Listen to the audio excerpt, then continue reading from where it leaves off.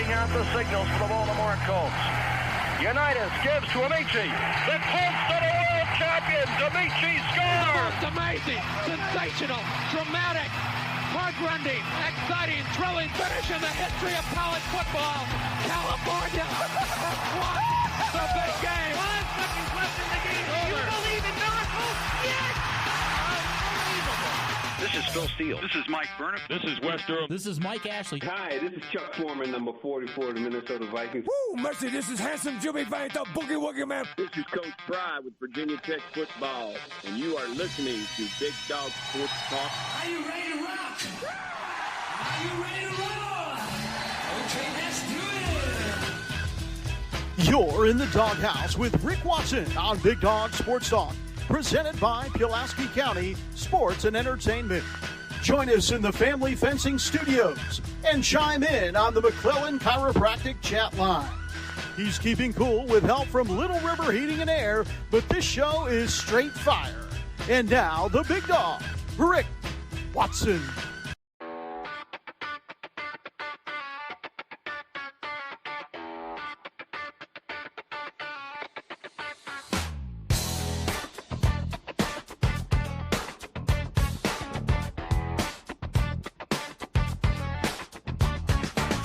Rick Watson's got the mic, he's the big dog king.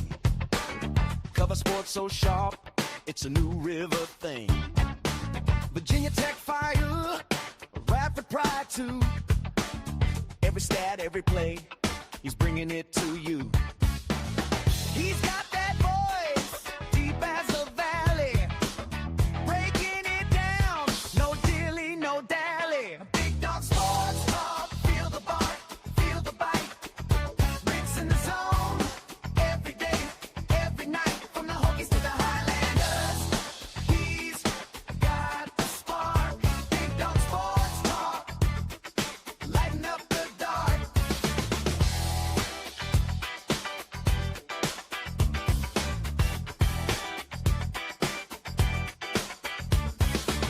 He's got the scoop, faster than a sprint. Calling plays like a coach, every word's a hint. From the courts to the fields, the stories unfold. Rick's play-by-play, worth its weight in gold. With a laugh and a growl, he'll pull you in. Big Dog's podcast, let the games begin. Big Dog Sports Talk, feel the bark, feel the bite. Rick's in the zone, every day, every night, from the Hokies to the Highlanders. He's got the spark, Big Dog Sports Talk, lighten up the dark.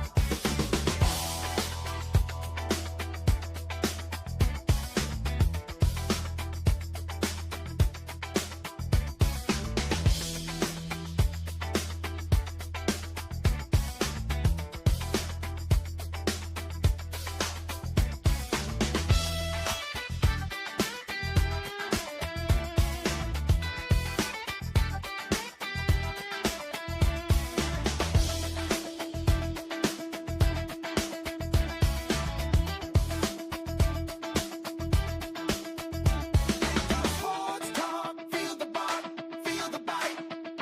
Rick's in the zone, every day, every night, from the Hokies to the Highlanders. He's got the spark, Big Dog Sports Talk, lighten up the dark. Big Dog Sports Talk, feel the bark, feel the bite. Rick's in the zone, every day, every night, from the Hokies to the Highlanders. He's got the spark, Big Dog Sports Talk, lighten up the dark.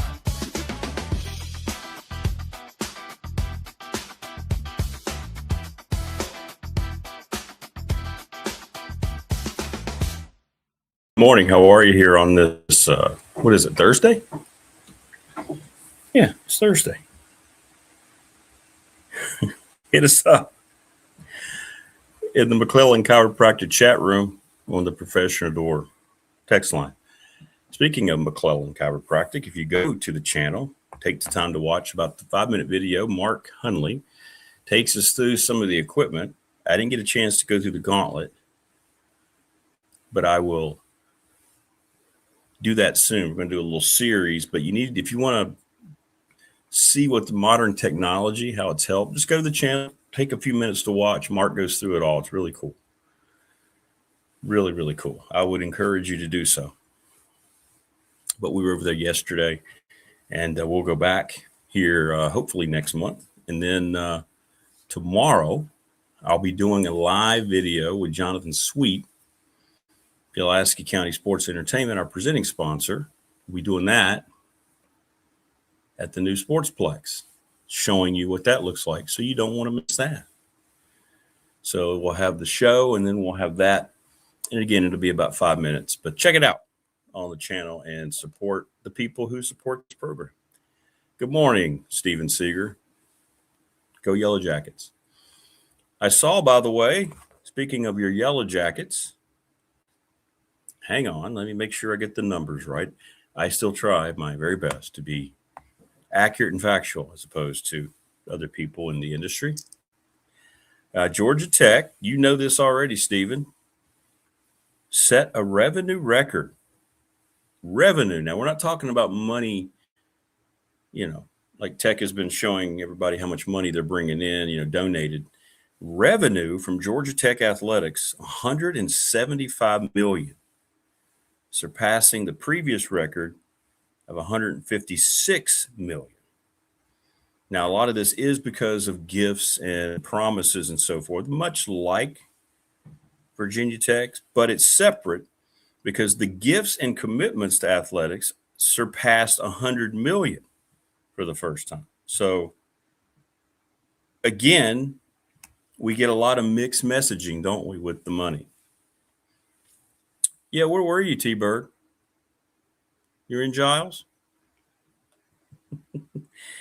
David Smith joins us coming up. Talk about the NFC North at 6:30. He'll be on a little longer because Andy's out west this week. You're going to get to meet Tori Brasier, formerly Tori Boyd. Worked with me a lot down at Radford. She's doing a great thing. She's got her own softball channel. You love softball. She was a softball player at Radford. You're going to enjoy Tori. She comes up at 7:30. And I know I'm saying her married name wrong. Tori Brasier. Anyway, TB will join us coming up 7:30, and then Dwight Vick. What's up, Al Hardawan? Please subscribe. So, that's your program today as we broadcast live from our Family Fencing studios. Reach out to Family Fencing. Jason Green, tell him you heard us talking about it, 540-200-8294. We talked about Mark McClellan Chiropractic. Just, by the way, when you go over and just meet Mark, if you're getting fixed anyway, he's a great dude. Now, we didn't have anybody to help. Now, he did put me through. He just did the machine on me, and I felt great. Still feel great. It's bizarre, man. But anyway, check out the video so you can, like me, get educated on all this new technology. Because the older you get, you need a chiropractor, especially. Mentioned we're presented by Pulaski County Sports Entertainment. Looking forward to seeing the Sportsplex. It opens in October. It's going to be very cool. Little River Heating and Air, 1095 Radford Street in Christiansburg, 540-553-2971. Get everything that you need to get done to your air units. People are going to be overusing them here the next couple of months. Be careful. By the way, Pulaski County Sports Entertainment is also now released the Pulaski County Mountain X, the 3 challenging courses for the September event. We'll get Tim Miller back on here next week, and we'll talk to him specifically about the courses that are going to be utilized. Yeah. BDST fan question of the week brought to you by the attorney Ryan Price, 701 West Main Street in Radford, Trust and Estate Planning. It looks like curling's going to win, the sport that you would like to hear me call, that would be painful for me to call. It's curling and bowling. It's down to 2. Some soccers have thrown up in it. I do soccer anyway, though, with Radford. National Bank member FDIC, the exclusive banking partner of me and this program. Professional Door Incorporated, this is year 40 for them. Congratulations to Travis Williams and his father before him, and They're giving a special discount, folks. I don't know what you're waiting on. If you haven't already, if you have a garage door, and I know most of you do, a lot of people do, and you want to get preventative maintenance, all you have to do is call Travis 674-0008 and mention you heard us saying, hey, what about the $40 off here on the show? And you got it immediately. And then you'll never go to anybody else to deal with your doors after you deal with Professional Door. Just ask the people in chat who've showed up talking about it. $40, but you have to say you heard us talking about it here on the show. Get it done now. You don't have to have this work done in July. You can say, hey, what about September? He'll say, sure. I mean, let me look at my schedule. But since you called in July, you get the discount. Do it today, 674-0008. Just do it. ReadySetFun.com, Bob Christ, BOBCRST11 at Gmail. It's a series of text messages, and it's cool because you can raise money quickly. The Floyd County girls softball team needed new uniforms. They needed some equipment, and they raised a record $4,300 in 5 days. So if you have a church group, whatever it might be, youth rec league group, reach out to Bob. All right. It's a really cool program. Sundown Electric, the Smith Brothers, again, another business that sons have taken to a different level after the father built it up in Elliston. I am out and about, and I hear people saying, hey, man, it's cool you have Sundown Electric sponsoring you guys because they are great. I've used them for this. I've used them for that. And pricing, they do the best they can. You just need to reach out to them, okay? They're the best.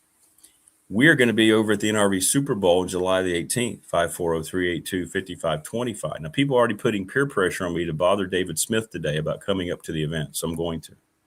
We'll be out there starting at 6. Thanks to Morris. Thanks to Terry and Amanda. Go visit them ahead of time this weekend. It'll be a week from this Saturday. We'll be out there doing that. And Lawson's Mobile Home Supply. James Lawson's going to be at the Bash. 300 North Franklin Street. Coach Elmo is going to be at the Bash. 540-381-8011. Hopefully Burnham will be there. And Top Shelf Apparel, Brandon, 4377 Lee Highway. Is that everyone? Everyone? I talked about National Bank, didn't I? In case I didn't, let's do it again. Yeah, member FDIC, the exclusive banking partner of me and this program as well. There you go. That's everybody. From the fins up in Miami that Dolphins fans make, it means a different thing in Blacksburg, where Fuente and Franklin make crazy money. Only the rich can partake. BDST is popping. When you get fixed, neutered? No, not that kind of fix. T-Bird.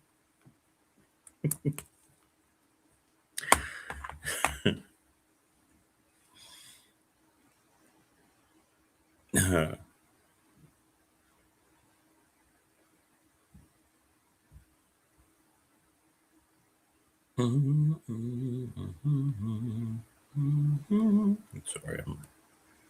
There we go. All right. So we got a good program for you today, as is always the case. And hit us up if you haven't, and go watch that video about McClellan Chiropractic. Mark does a great job describing it. It's cool. He puts the wand on your spine, right? And if your spine doesn't have a lot of tension, it doesn't have a lot of things going on, because he hooks you up to the computer. It just makes a soft beep. It just goes boop, boop. And then when you have something screwed up, all of a sudden it goes, oh. And mine is always down in my lower back. And sure enough, I think I set off the alarm so loudly, the police started to come.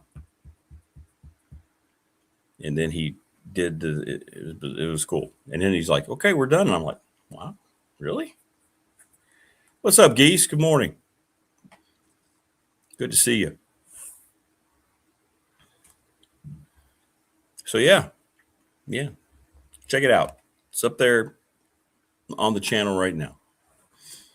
When you go back to rewatch a show, just watch that video. And then we'll have another one up tomorrow with with Pulaski County Sports Entertainment. Big Dog Pop. is going to come back tonight. Yep. We'll be on about 6:45. Please stop on by and say hi. Kick a tire or two. Can any of us imagine 9 million payday every 2 weeks? And you get, yeah, I know. I try not to think about those things with what coaches and athletes make. It's disgusting. Yeah, imagine every paycheck drops into your accounts almost $500,000. Yeah. Yet those people seem to be the most unhappy people on the planet in many cases. Just goes to show you, I don't need much. I just need to be able to live and have good people and good thoughts, and you just try to do the best you can. Hush money, T-Bird says. Christian, Rick, do you think Grunkemeyer will have a good season at Virginia Tech? Yes, I do. As a matter of fact, he and he alone of the personnel that's been brought in have me very excited about what the season could be, because we've seen, and I've said this a lot, but we have already seen his body of work in what in the last 2 to 3 years has been the best conference from top to bottom, the Big Ten, especially defensively. And he went up against some of the toughest defenses in the nation, had some growing pains against Iowa, but really came through and developed and played very, very well. I think for a younger quarterback, he has a lot of poise. And I really think that he is going to come here and pick up where he left off. So, yes, I do. Yes, I do. That's true, Rick. Saban always growling at the media. Shut up, drink your Coke, and be happy. Yeah. I mean, I got to be honest. Rich people who don't live in the same plane of existence, whether you're an athlete, an actor, and oh my God, especially all these moronic phonies in Hollywood who don't have any clue what the world's about. They just live in their bubble. That come out, know what they have to say politically to keep getting roles, right? There's only one mindset coming out of Hollywood. I don't care what any of you say. Musicians, you make $1 billion. I just don't care. You don't live in the same world that I do, that we do. You don't have the same type of problems day to day. I don't know about you, but at the end of every day, I'm thinking about, okay, this is due. Ooh, I have to do this. Am I good to go? Okay. Yeah. All right. Will I be able to go out and do something fun? Probably not this month. Right? Oh, I hope my truck doesn't break down.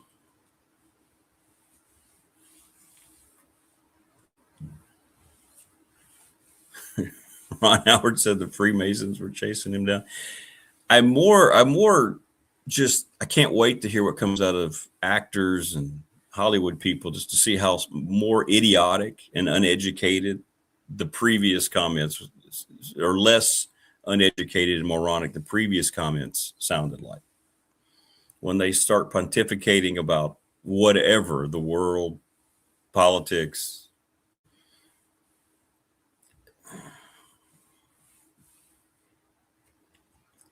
Kind of like Access Media. It just really, the only people that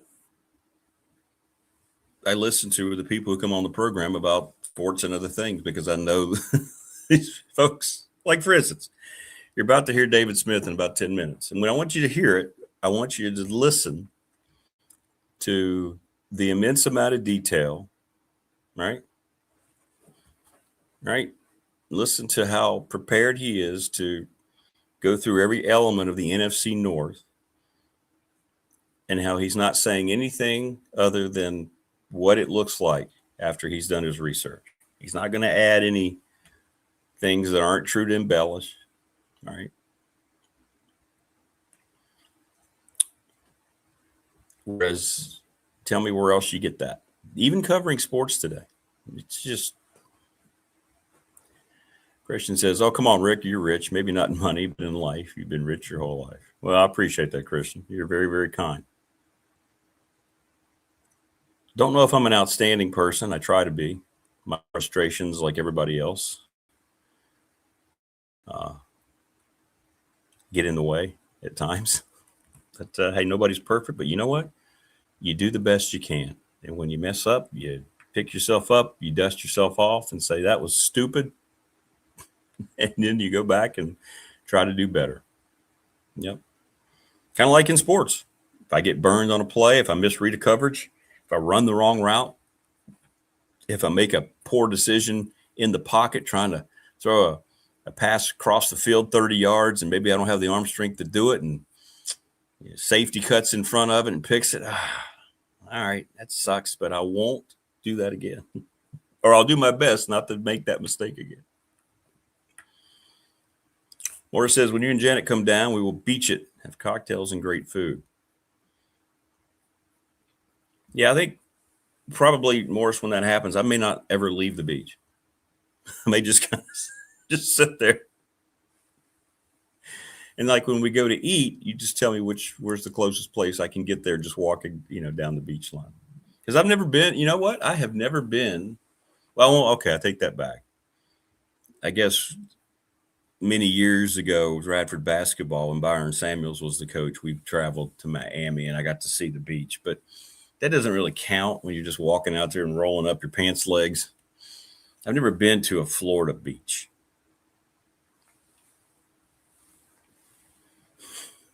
Ever. I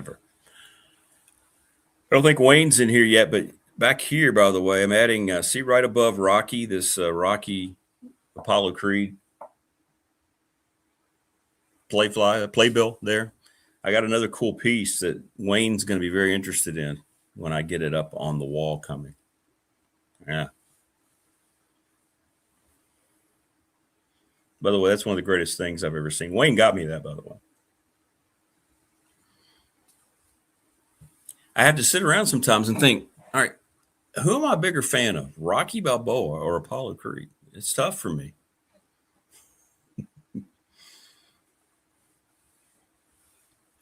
I'll come down to the beach and deliver you a case of Coppertone every week.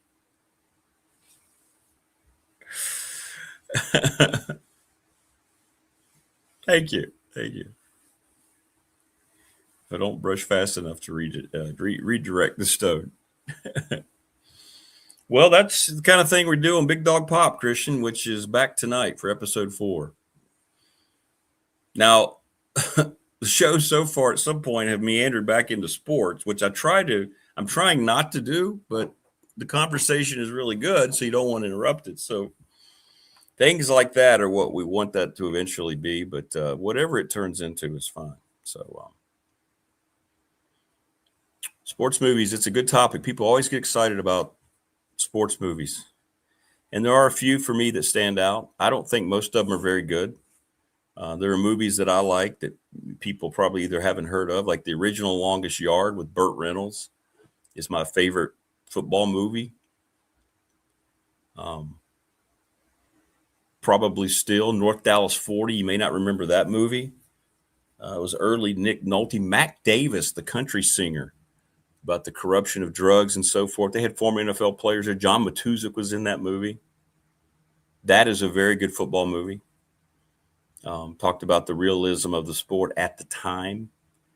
I'm not a fan of Remember the Titans. People will always scoff, and I know it's an anomaly because Denzel Washington is my favorite actor. But I know the true story of that team in that era, and seeing what Hollywood did to completely change Coach Boone and the things surrounding those games bothers me. Just don't like it. I hate Rudy. I think Rudy is just ridiculously stupid. Unpopular opinions, I know. I haven't seen Varsity Blues yet, Geese. I know I need to. People tell me I need to. Dwight tells me I need to all the time. I like the program okay. Yeah, Black Sunday where the blimp. There's a good one, Thunder. It was centered around the bicentennial Super Bowl, right? The 1976 Super Bowl, I think was in January of 77. Yeah, the Cowboys and the Steelers in Miami. That was the 21-17 game, by the way. The Steelers won. That was the Lynn Swann game, in case people don't remember, where he made the dazzling catch at midfield. But the better catch was one that kept the drive going down the sideline where he looked just like a ballerina. Somehow he got both feet in. That catch, to me, that doesn't get shown as much.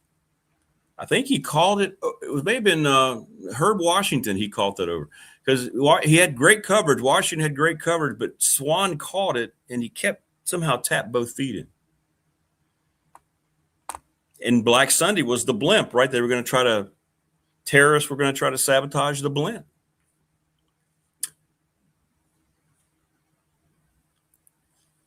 Friday Night Lights. See how movies have taken over, chat? This is what I'm saying. This is what we can do on Pop. And I love stuff like this. There's no wrong answers. That's what's great. Whatever you like is wonderful. If we don't agree on a movie, it's okay. This is what I like. This is what you like. Field of Dreams, it got voted best, but we did that, 2 months ago on our question? Right? Field of Dreams won. I liked it a lot better when I was a little younger. Now it seems a little high cheese to me. I tell you, the best part for me, Field of Dreams, is James Earl Jones. God rest his soul. Still the greatest voice that I've ever heard. And well, the two greatest voices I've ever heard are John Facenda, the voice of NFL films, and James Earl Jones. Yeah, original Bad News Bears, Walter Matthau. Couldn't get away with that movie today, but it's wonderful. The Billy Bob Thornton version, I don't watch. It's dumb. It's antiquated. Yeah, people like the replacements too, and I have seen that. That's okay. That's fine. It's fun. Geese. Prometheus, Blue Chips. Blue Chips is such a fact-telling story. Love it. We referenced it how many times? White Men Can't Jump. Yeah, it was fun. Silly fun. I have a hard time believing Woody Harrelson was a great basketball player, but maybe he was. Isn't that Wesley Snipes too, Prometheus? I think that's right. Ken Burns documentary, Morris? Yeah, the original baseball documentary I really enjoyed. I've watched that back in the day, and you learn a lot about the game. It just shows you how baseball was such a dominant cultural fit in this country, got this country through the Depression. The influence around the world started. Here comes Jackie Robinson. Everything about baseball, man. And that it is encompassed in that speech that James Earl Jones makes in Field of Dreams. That gives me chills when he gets up and gives that speech to Ray, but he's talking to all of us. I mean, he's freaking the voice of Darth Vader, for goodness sakes. You don't think of anything about movies without thinking about Darth Vader. He's the greatest villain in the history of film. And James Earl Jones is the one who brought it all together. He didn't play him physically on camera, but he did the voice acting. Rank your Rocky movies from best to last. The original is my favorite. I will go probably in order, to be honest. The fifth one never happened. We don't count Rocky 5. Rocky 2, I love. But you know what I like about Rocky 2 the most? It's not that Rocky won the title. You kind of knew that was going to happen. It's the battle that Apollo has with himself. He couldn't come to grips with the fact he got the decision. Remember what he asked Tony? And by the way, Tony Burton, as the manager of Apollo, who later, in Rocky IV, he and Rocky, worked together. He's very underrated in those movies. But the whole thing about Rocky II that I loved the most was Apollo. And this was something that Sylvester Stallone did on purpose. He wanted to develop Apollo's story. Rocky's story was developed. And he could not get rid of the inner demons that he got. What was the line? Remember? He looked at Tony. You think I beat him? You got the decision, champ. Not the answer he wanted to hear. All right. So the whole thing was I won, but I didn't beat him. Love that movie. So mine go in order. 3's great. I love to see finally Apollo and Rocky working together, although Apollo was still able to win a championship, but he took some time away. 4 is just fun nostalgia. But Apollo loses his life. I never got over that. It really bothers me to this day. 5 never happened. Stupid, dumb. Don't even count it. Rocky Balboa was a great bounce back. And then the first 2 Creed movies are wonderful. Don't watch the third one. With the first 2, Michael B. Jordan is Apollo Creed's son. I mean, he was terrific. All right. In any event, we're now going off on the Rocky rankings. Joining us now on the program is that gentleman. He's David Smith, our NFL correspondent. Good morning. How are you, Hall of Famer? Good morning. Can you hear me okay? We got you, man. You got me? Yeah, I got you fine. I caught the tail end of you rating the Rockies, right? Is that what you're doing? Yeah. Which one was your favorite?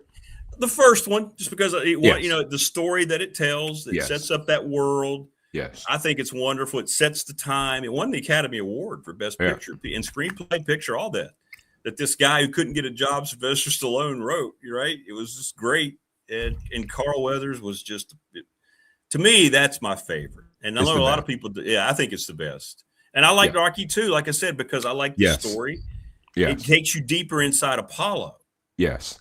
Which I really appreciated. But anyway, how about you? How about you? Yeah, definitely one, because everything about it is just the rags to whatever. He was a leg breaker. He was breaking people's legs for the mob. Think about and the whole slang he was doing, the whole slur. Yeah. And there's Apollo who picked him out to fight him. He was like, I want that guy's life. He's American. That's exactly what. Yes, the marketing. So you have all that. He's like, it'll be a great story. I mean, we're gonna win anyway. But then the fight ends, and you can tell where his team was like, we don't need to deal with this guy. We don't want this. He's all wrong for us, champ. Because he's just not. And then of course, Creed's ego takes over, and he says, I've got to now do it again because there's some doubt. If it's doubt in your mind, maybe doubt in others. Exactly. And his team was probably saying, or they were saying, yeah, there's doubt, because it's one thing. It's kind of like, Rick, when in the sport that you cover so much, you cover a lot of them, but if you cover basketball, there are some teams that if you get to the tournament in our Big South and you go, there's a bunch of teams I hope we play, but there's this one team that may not be the best team, but they are annoying to us. And they have certain things, they're up, maybe our down, and you just don't want to have to play them. And you don't have to deal with it. That's true. When we got our draw and it was Presbyterian, I told everybody, I went, they're all wrong for us, guys. Yes, Rick, well said. That's exactly right. It was one of those where you go, oh, gosh, we could have taken on almost anybody, including High Point, because at that point, you at least knew, you figure, we'll shoot our shot against them. We won't have to worry about it. We'll bring everything because it's High Point. But when you have to deal with one of these, and we had beaten them, we didn't kill them. No. But I think our team probably sensed, well, we could probably do it again. But the coaching staff probably was saying, well, they got the big kid who's a problem, a really good player. Yeah. And by the way, there's no way he's back there, is it? There's no way. Yes, they got him back. He left twice. Well, he was about to leave twice, and I don't want to get into coach's business. He's one of my favorite people in the business, but good guy. They got him back. Well, he figured it out, and they kept their guard. Oh, and they brought in talent. Let's put it this way: I talked to Darius Nichols, our former coach, a couple days ago. He said, "Blue hose are going to be a problem." I went, "Yep, probably so." Well. And I know we're all from Rocky to Presbyterian. We are. This is what we do. But it's off season for football. We can do it, I guess. But I'll say this, Rick. They already were a problem. I mean, they already are. Yeah. And I can't remember how many years ago it was where we dredged down there because I watch all these. If I'm not there, I'm watching them. And I think we had a doubleheader, and I think both our girls and men's team lost there. You go down there. It's a hard place to play, and for some reason they're up for us when we go down there, and they're a problem. Now they're saying they're a problem with talent. And they got the big kid back, but guess what? Got to play them all anyway. Got to play them all. But to your point, Rick, Rocky 1, then Rocky 2, and take 5 out of it, and then the 3, 4, you can decide what you want. If you're patriotic and you like the 4 more, fine. I must break you if you want to deal with that. I must break you. And then there's the 3 part. There's the Mr. T, which was great. Oh, he was great, man. He was Clubber Lang was a great character. Yeah, he was great. They did such a good job of typecasting, and Mr. T was at the height of his superpowers. For those of you that are listening that don't remember, he was huge. The A-Team. He was. I mean, he had dolls and everything. This was the '80s. The A-Team and that whole group, and his whole story was he was a bouncer, I think, in Chicago, and got into it, and from what I'm told, he got immersed in the acting and just destroyed his lines. He studied and worked his tail off. And shout out Sylvester Stallone. What a brand, man. He said, I have to have that guy. He wanted, he handpicked him. Yep. Just like he did stuff. Carl Weathers, man. Yeah. Oh, Carl Weathers. Listen, a former NFL player, played for a little while. He's a Raider. That's right. Played for a little while, man. It's good stuff, man. Yeah. So I'm assuming you've had your after hours show at some point. I keep forgetting the name of it. Yeah, it's Big Dog Pop. We're going to do it again tonight. So it's been fun. It's been a lot of fun. Yeah, that's fun. Well, we'll bring this up. I'm sure it'll get a lot of legs. It'll get a lot of it. Yeah, we will. That'll be good. And of course, we went to the movies in the 80s a lot, so that also mattered. I know. It was like a big deal. You couldn't wait, right? It was just like, oh good, it's movie weekend time. If you didn't go to drive-ins, which I know that's a dated reference, which that actually was fading a little bit even when I came through. But then there was the movie run. There was the Eddie Murphy run of the 80s. The Beverly Hills Cop, the 48 Hours, the Trading Places, the whole bit that came through. And then Blockbuster decided to make movies great. And that Blockbuster in Fairlawn got a lot of my money. That Blockbuster there. Yeah. I was at Radford at the time. And I was up there quite a bit at that Blockbuster, right up there on the corner, buddy. And you rented the machines then too. You could rent the machines. Yes, yeah, you could. And you could also rent the movies, and so you could take it back. You probably signed your life away. If you ever didn't bring one of those back, they probably come for you. But so it scared us to bringing them back. So, but those were the days when we were into the movies, man. It was a lot of fun. Is Eddie Murphy the most talented comedian ever? Yes. Right? Yes. Don't you just think when you break it down pound for pound? Yes. And when it dawned on me was when he did Coming to America. And I did not know till later, not during the movie, that some of those characters were him. That was when I thought, the barbershop. Yeah. Oh, the barbershop. All the things that he did in the movie that were him. And then of course he went Nutty Professor. Let's think of that one. When he did a bunch of the characters. When you think about his genius, and well, just when he did Saturday Night Live, if you just remember some of the Saturday Night Live stuff, it was revolutionary. And of course, the stand-up act. Yeah, it was the only reason you watch. Yeah, and I got to see Delirious live in Roanoke. Me and my friend. Oh wow! Yeah. Oh wow! He had the red jumpsuit on. Yes. We were like in the 10th row. It was so good. And by the way, you weren't alone. Those shows sold out. They were packed. Yes, they were sold out because he was pound for pound for me. There hadn't been anybody much better than that one. I'm telling you that his range of acting was just. I know it's just crazy good. Yeah, so we came through doing a good time. That was when we came through. Yes, we did. Magic was hot. Baseball was baseball. You had Kirk Gibson and the Dodgers. You had some of the Royals playing well. The 80s and Niners was doing well with Montana. Yeah, the Giants with LT. Yeah, we were doing pretty good. We came through pretty good. We did. We're doing pretty good. Yes, sir.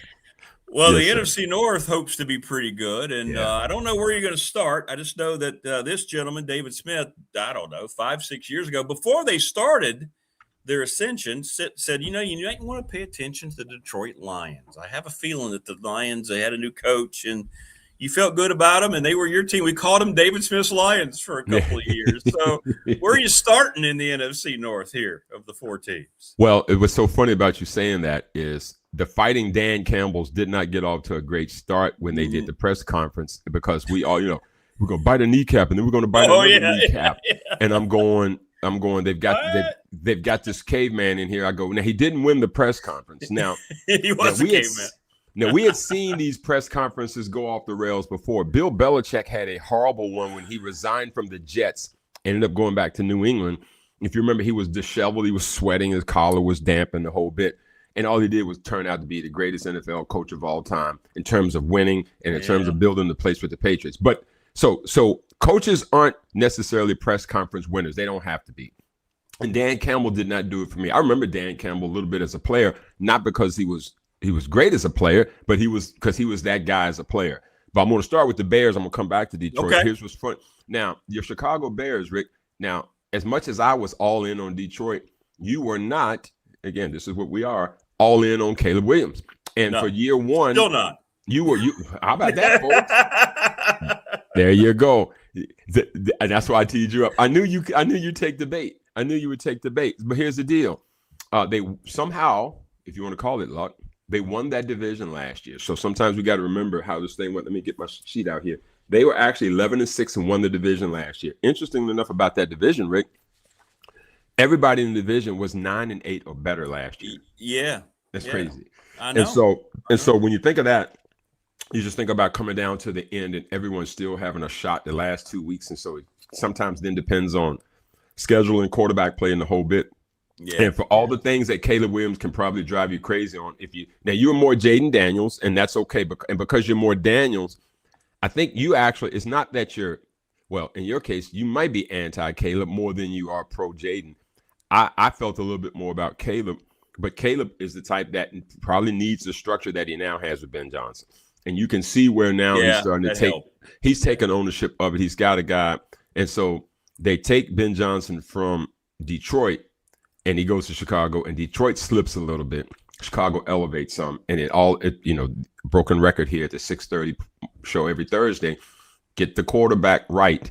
Make him be a force multiplier, not a detriment to your program. And he did that last year. Caleb did a fantastic job, and everything's going to ride or die with him because the Bears known so much for their defense. Now, he sometimes has to make teams come back a lot of times because he may have put them in such a predicament. But when I think about what they've done, they've got DeAndre Swift at running back, Rome Odunze at wide receiver. And so to me, they're in a position that I feel pretty bullish on them. Now, when I think back to what they did last year, again, they were 11-6 last year. Things didn't start off so great for them last year, though, Rick. They started the season off with a couple of tough games, and it didn't go their way. And at that particular time, the questions about Caleb existed. They lost to Minnesota at home, then they go to Detroit and get beat by almost 30. So they started the season 0-2, 2 division losses at home, 2 division losses, one of them being at home. They come back and they beat Dallas, beat the Raiders, have a bye week. They beat Washington, beat New Orleans. Okay, you have that going on. It's when they went to Baltimore and won that game 30-16 to go to 4-3. It's when you started to realize that they might could get some traction. They built on that and they ran off 5 straight games before losing at Green Bay 28-21. So when you think about that run that they had, that's when you start to realize that they were doing a pretty good job. The defense was solid. And don't forget, in the playoffs, they beat Green Bay and they lose to the Rams in overtime in LA 20-17. I'm sorry, at home, actually. That's how that season ended. So you think about the Rams, we all felt like the Rams, probably the best team last year. Now, Seattle won it, but you go back to that Rams-Seattle game that the Rams were up 2 scores in, and Seattle ends up taking it from them and winning that game in the regular season. That tipped the home field back to Seattle. And that's why the Rams had to end up playing that game there for the championship. And so you start thinking about what that can mean, and you start to figure out what Chicago is as well, meaning that they played the Rams that tough as well. So I feel like Chicago is going to be a team that's going to be heard from, Rick. I really believe that their schedule sets up. Now, again, when you're 11-6 and you win your division, you know what that means, right? You're going to get a number. Yeah, you're going to get a number 1 schedule. And so they're going to start off. They're at Carolina the first week, and And next week we'll get onto the NFC South. We're gonna have to start paying attention to Carolina and those boys in the South. You know, Rick, that was always the woebegone conference, woebegone division. Who's going to win it? Who wants it? I think we're going to have to pay attention to Carolina and that group a little bit more. Tampa Bay's trying to figure out what to do with Baker Mayfield. They ended up keeping Todd Bowles as coach. So they're going to start at Carolina. Then they've got Minnesota. Then they've got Philly. And then they've got the Jets. 3 of their first 4 are at home. They actually played Detroit on Thanksgiving this year. And they close out the season with 4 games that are pretty solid games. At Buffalo, home for Green Bay, home for Detroit, and at Minnesota. So they've got 3 straight division games to close the season. And you and I talked about last year with 9-8 being the floor and 11-6 being the ceiling. It was only 2 games separated that whole entire division, and 3 of their final games are division games. So for Chicago, won't sneak up on anybody this year. Nope. They were 11-6 last year. I feel good about where they are. The key is now, can you perform now that you're the hunted a little bit more than trying to rebuild? The rebuild party is over. Now people in Chicago expect you to be a little bit better. And I wonder, it's kind of a separate story, but I wonder how this whole move to Indiana is going to affect their home games. Fans are very bitter at the politicians there. They're very bitter at the fact they're going to lose the Chicago Bears to a different state. It just sounds insane to me that that's going to happen, but the NFL didn't stand in the way. So I'm wondering if there's going to be distractions and that kind of thing. I know the players don't really get caught up in it, but man, it's going to be interesting, the vibe around that whole organization, I think. Well, and then aren't the Chiefs also looking to go to Kansas instead of being in Missouri too? And I guess the NFL and these owners are all buying the fact that the jerseys won't change and the name won't change, and that they will follow, and the fact that it's really just more of a border thing that you're crossing into it. Will folks really feel some kind of way? I mean, we will find out. I can't get a pulse on what fandom really means. I just know football is betting on itself that if we can be in a cornfield, and if there's a football game. I mean, Rick, look at the NFL draft. They can put that anywhere, and 750,000 people will show up to watch a guy get his name called. So they now the problem with it is you've gotten away with it. Quit tinkering so much. You know, hey, 9:30 games in Brazil, games on Tuesday. You be easy. Yeah, you just at some point there's going to be something that'll push back. But right now they're undefeated and being able to push the envelope. They really are. They really are. So let's go to the Detroit Lions. Lions, here they are. Motor Detroit City Lions. Kitties, baby. Detroit Lions 9-8 and looking up at the rest of the division last year. It's not how Dan Campbell envisioned his season going last year, but that's exactly what he ended up having at 9-8, and they missed the playoffs. They start this season. So what do they get for 9-8? They get to be the team the second week of the year that opens up the Buffalo's new stadium. So think about what that's going to be, Rick. Buffalo's opening up a new stadium. You talk about fandom. I'll bet you they will never move Buffalo out of Buffalo. I can tell you that. You're talking about moving teams around. The Buffalo Bills will never not be in Buffalo, New York. I can tell you that. So, everybody can get cute all they want about these Kansas City going to Kansas and Chicago going to Illinois. Buffalo is Buffalo's team, just like Green Bay will always be Green Bay's team. The Detroit Lions last year just had a myriad of injuries, and they just couldn't get out of their own way. And yet and still they ended up 9-8. Now, Rick, they have gone to the one back system a little bit more now. So no more Sonic and I can't remember the other one. The running back duo. It is now Jamison it is Jahmyr Gibbs' team. Yeah. So it's Gibbs now only. And so we're going to see how that plays out. Jared Goff's done a fine job. Can you believe Teddy Bridgewater is still in the league? He's that backup quarterback. Always talk about great. Love Teddy Bridgewater, and so glad. I guess you heard all what happened with him in his high school program. Yeah. The most absurd thing ever. I mean, he's trying to help kids. Listen, we're going to pay players all over the place, and then there's a coach that's trying to feed kids to get them onto a football situation. I mean, we could be in a lot worse situation around here. Come on, people. I mean, but I digress. Amon-Ra St. Brown, I think he re-signed. He just re-upped his deal. He's a solid guy. He's locked and loaded there. Sam Laporta, and they've got a great offensive line, Penei Sewell, among others. Jared Goff has done a really, really good job at quarterback there. You forget That was Matthew Stafford for him in the simple trade swap. Yeah. And Detroit was knocking on that door a couple years ago, man. And of course, Stafford takes him to the pinnacle. And so I'm really, really solid on Detroit. I'm a little biased. I just feel like they're made of the right stuff that you have to have for an NFL football team. I don't really have any kind of analytical thing to back it up. It's just when you watch them play, they play collegiately. Don't you feel? They have college football mindsets when they play. They look youthful. They look like they dress collegiately. I know that. There you go.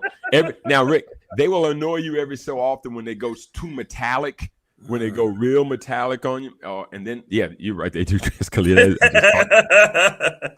They do go a little collegiate on you. They can go black. They can go metallic, and you can tell when it's great because they go traditional, and you'll go. Reminded how beautiful the Honolulu Blues are. Yeah. It's a good uniform. It is with the silver, with the gray pants. They're a great uniform with the lion logo on it. It is so Detroit. It is so Midwest.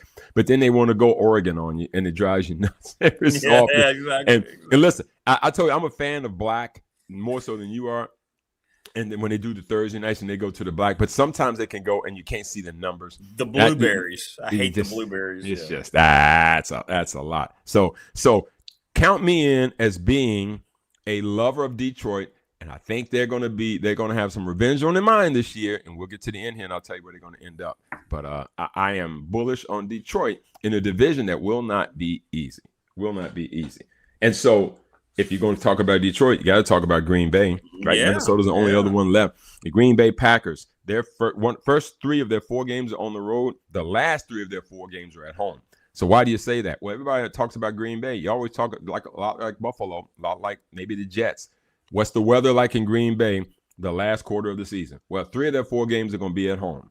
So you've got that going on. That was a 9-7-1 football team last year. And because they had the tie, that actually helped them get the tiebreaker and get in the playoffs last year. Yep. Because you had Minnesota and Detroit were 9-8. So the tie, as painful as it is at the time, people forget, I do as well, a tie is not a loss. So it doesn't hurt you. It doesn't help you. And it ended up, in this case, helping them. It helped going them, yeah. 9-7-1, which is kind of crazy when you think about it. And so Green Bay will open with 2 games on the road, though, Rick. They got to go to Minnesota and they got to go to the Jets. Now, Minnesota, where it's going to begin and end with them, like with all the teams, is the quarterback position. Who's going to win that job?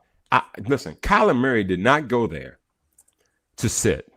They're not going to take a malcontent up there to sit. And in fact, I don't think it was ever intended for him to go up there and sit. I think this is where J.J. McCarthy, who's had his shot at it, if they thought he was the guy, they never would have gone after Kyler Murray. If they thought he was going to be the dude, they blew that pick. Yeah, they just it was. If you watched Michigan win that national championship, it wasn't quarterback driven. It was quarterback managed, and that's okay, Rick. It's okay. He didn't represent force multiplier in any of that run that they had to win the national championship. He did not hurt them. He was solid in what Jim Harbaugh wanted him to do. But he was not where you go, oh, gosh, Andrew freaking Luck. No, we didn't say that, did we? We didn't say, oh, Aaron Rodgers. This is the kind of – no, we didn't. So when you go all in on that and you let Sam Darnold walk out the door, right, and you had Daniel Jones and you let them both walk out the door and both of them were lighting the league on fire last year, that was just them getting a little too cute. And then they had to – but give them credit. They recognized it. He's on a rookie deal. You can bring in a veteran. Kyler Murray's – he's hungry. He's anxious. And when the season was going on last year, everyone kind of had Kyler Murray going to Minnesota. Like, you just saw it as a perfect fit for him to go there, rebuild his career there. The key for me will be with Kyler Murray. Which Kyler Murray we're going to get? Are we going to get that first 2 or 3 years Kyler Murray? Listen, Rick, he's indoors. He's on turf. He's going to use his legs. He's got great receivers. I mean, come on, Rick. When you've got Justin Jefferson, you got Jordan Addison, you got Hawkinson. I mean, he's got dudes. You know, you think about Minnesota rabid fan base. They're competing in that doggone NFC North. They aren't afraid. Again, they were only a game out of the playoffs last year. You've got pieces. You got Aaron Jones running the football, Jordan Mason. I mean, Carson Wentz is third on the quarterback chart up there. I mean, Carson Wentz still hanging around. I feel like when I think about Green Bay, though, back to them, Jordan Love had a really nice season last year. I think it's time, though. I think Green Bay fans are probably thinking, all right, all right, he's got to show it this year. Yeah. He and the team has got to show it. The challenge for Green Bay, though, Rick, when I think about it, is they're just in a league that's in a division that's very competitive. Like no one cares, by the way. No one cares that it's competitive. He's in a division that's going to be tough from the jump. Like I said, they're going to open with 2 games on the road. The 3 of the 4 that are coming home, they've got my Dolphins. Then they've got at Chicago, home for Houston, home for Detroit. The weird part about it, Rick, is they've got 6 8:00 games this year. 6 8:00 games, whether it's on Netflix or whether it's on Prime or whether it's on ESPN or NBC. 6 games at 8:00, and they've got 4 more games that are on at 4. So it's 10 of their 17 games are 1 o'clock starting games. Now, what does that all mean? Well, if you have 8:00 games, you right out of the gate are throwing schedules all over the place. They play on Sunday, they play on Thursday, they play on Wednesday, the Wednesday before Thanksgiving, I think it is. They got the game at the Rams, and then they've got a Friday game on Christmas. So if you're Green Bay, you're popular and you're going to get a lot of these games. How they adjust and adapt to that in that tough division, we will see. But I think it's time. I think Green Bay, fans are fine with them getting to the playoffs, but I believe that they're going to probably start to feel some of that heat. And we talked about Minnesota, Rick, and they were 9-8 last year, like we talked about. They start the season with 2 conference games, and I agree with you on the Kyler Murray thing and McCarthy. They swung and missed. They swung really hard at J.J. McCarthy, and that pick could have meant so many different things for him. But I guess the only thing worse than messing up is trying to hold on to messing up. And at least they adapted to it and moved on from it. Like I said, they've got pieces. Defensively, it's going to be where they've got to continue to be strong. I'm not too sure how that's going to line up. And so it's because of that reason that I've got them finishing 4th in the division, Rick. I got the Bears at 3rd. I got the Vikings, the Lions at 2nd. I got the Packers winning the division by a smidge over the Lions, followed by the Bears and Vikings. Packers, Lions, Bears, Vikings. Packers, Lions, Bears, Vikings. Packers winning the division. It could be a 9-8 divisional winner this year. And why I'm so bullish on the Lions is I just don't think that a team that plays that hard deserves to be worse than 2nd. Now, watch me eat crow about that, but I just feel like they've got a little bit of revenge on their mind. I don't think they put their best product on the field last year, and I feel like they'll rebound this year. Yeah, I remember Sean Payton saying that the Broncos were so sure that the Vikings were going to take Bo Nix that they even stopped considering.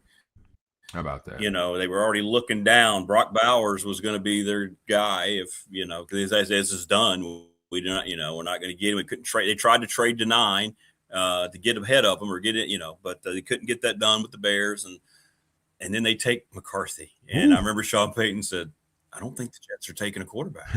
Right. So it all changed. So it's just interesting how all that changed. And of course, the Raiders took Bowers the very next pick after Denver. Exactly right. So, exactly right. Well, and of course, a lot of people thought Bowers could have gone to the Jets. I think a lot of people thought Bowers was going to go earlier too, weird. And so it is weird. It is weird. But if it falls in your lap, Rick, take it. If it falls in your lap, just take it, brother. 100%. Take it. Just take it. Just take it. So what's your order here? Your official order of prediction here in 2026? So I have the Packers at 1. I've got Green Bay. The Packers. Whoa, doctor, as Hugh Jackson would say. Yeah.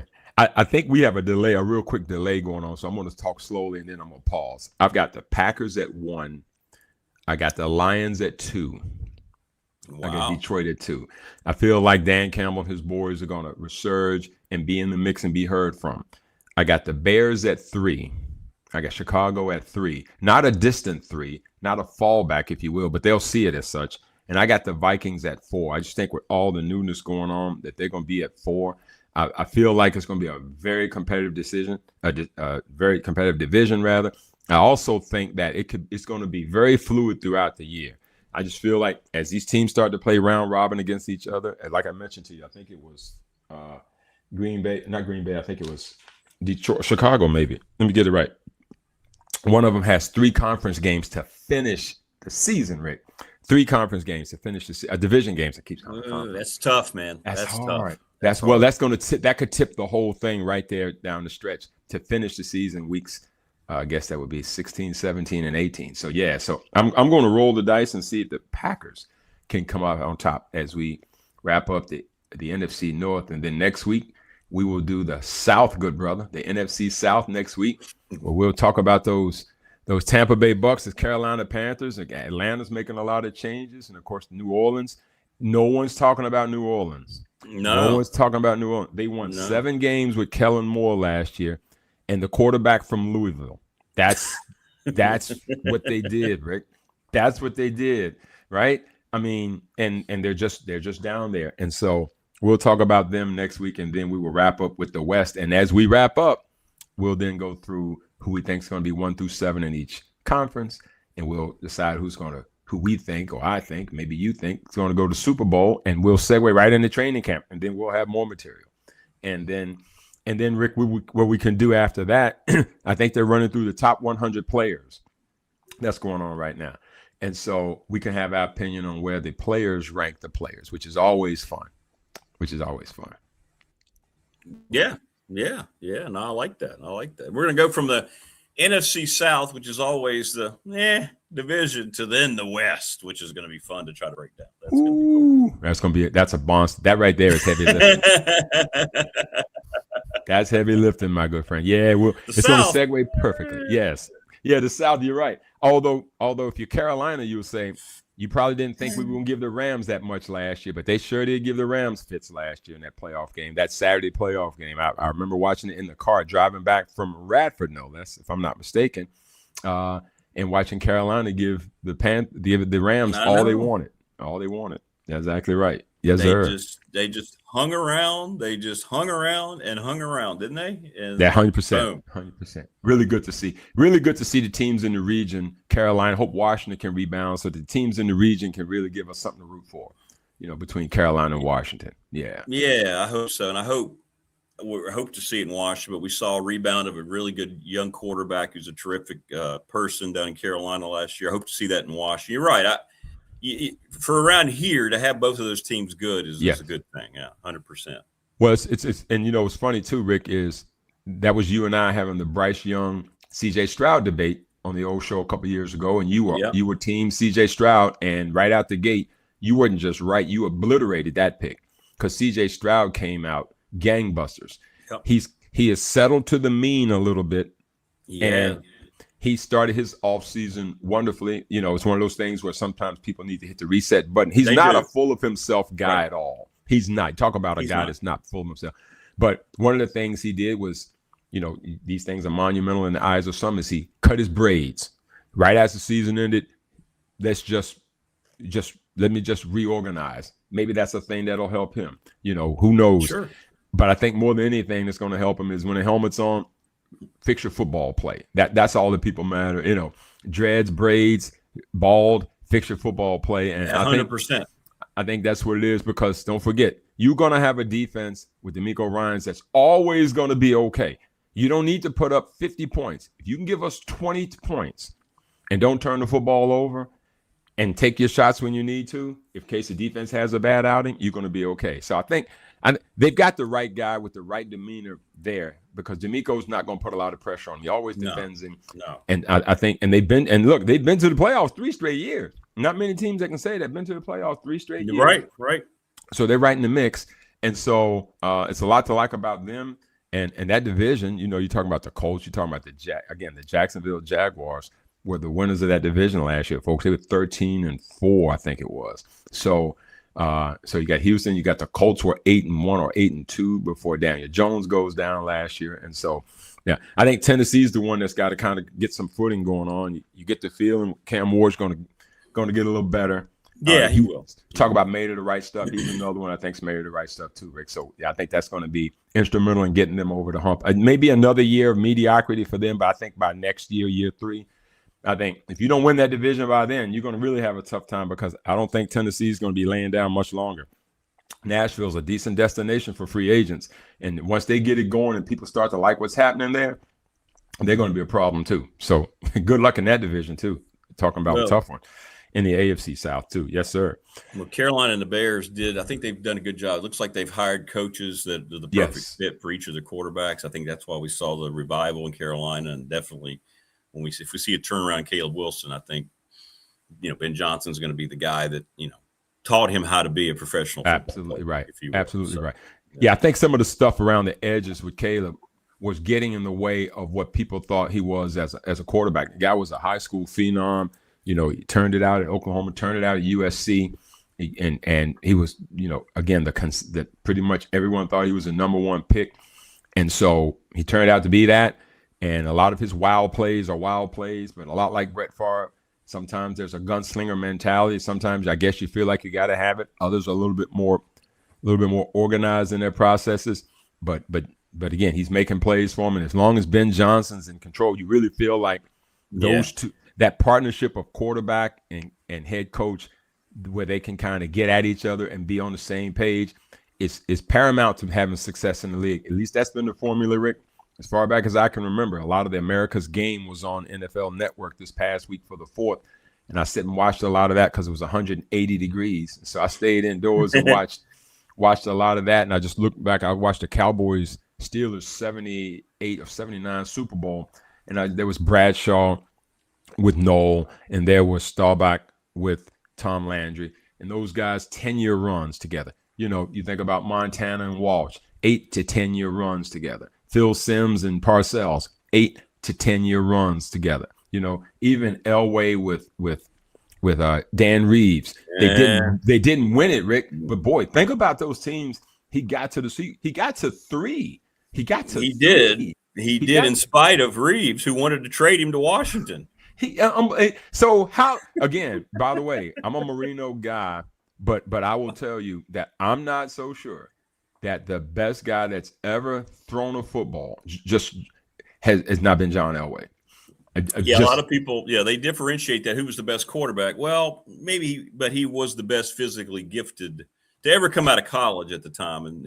John stinking Elway. I mean, you're talking about playing, and he also played in Denver. Not great weather all the time. No. You play in some of those places, throw the ball through a tornado. He had great legs at that time. You're talking about coming out of the AFC, going to 3 Super Bowls. He just ran up on juggernauts every single time. Every time. I mean, listen, he in his career, he went to 5. He went to 5 Super Bowls. So I'm not going to let the old guys fade to black. Listen, what Brady did was remarkable, right? But like most Super Bowls, if you go to enough of them, there are going to be some misses and some close ones. I mean, the Giants clipped him twice, so I think he ended up going to he went to 9. He lost 2. The Giants got him both times. Actually, he lost 3 because the Eagles got him too. Eagles got him too. So he went. Now think about that. He went to 10. He went to 10 Super Bowls. So we get it. But did he benefit from there being a different kind of league that allowed 100%. Him to be more upright? 100%. He did. Is it his fault? No. Would he have been great in the other era too? Probably, because if you're in the other era, maybe you would have adapted. Because I feel like people from this era, if they go to the other era, if we think that they're great, then that means that they probably would have been great adapting to that area. All we can say is probably.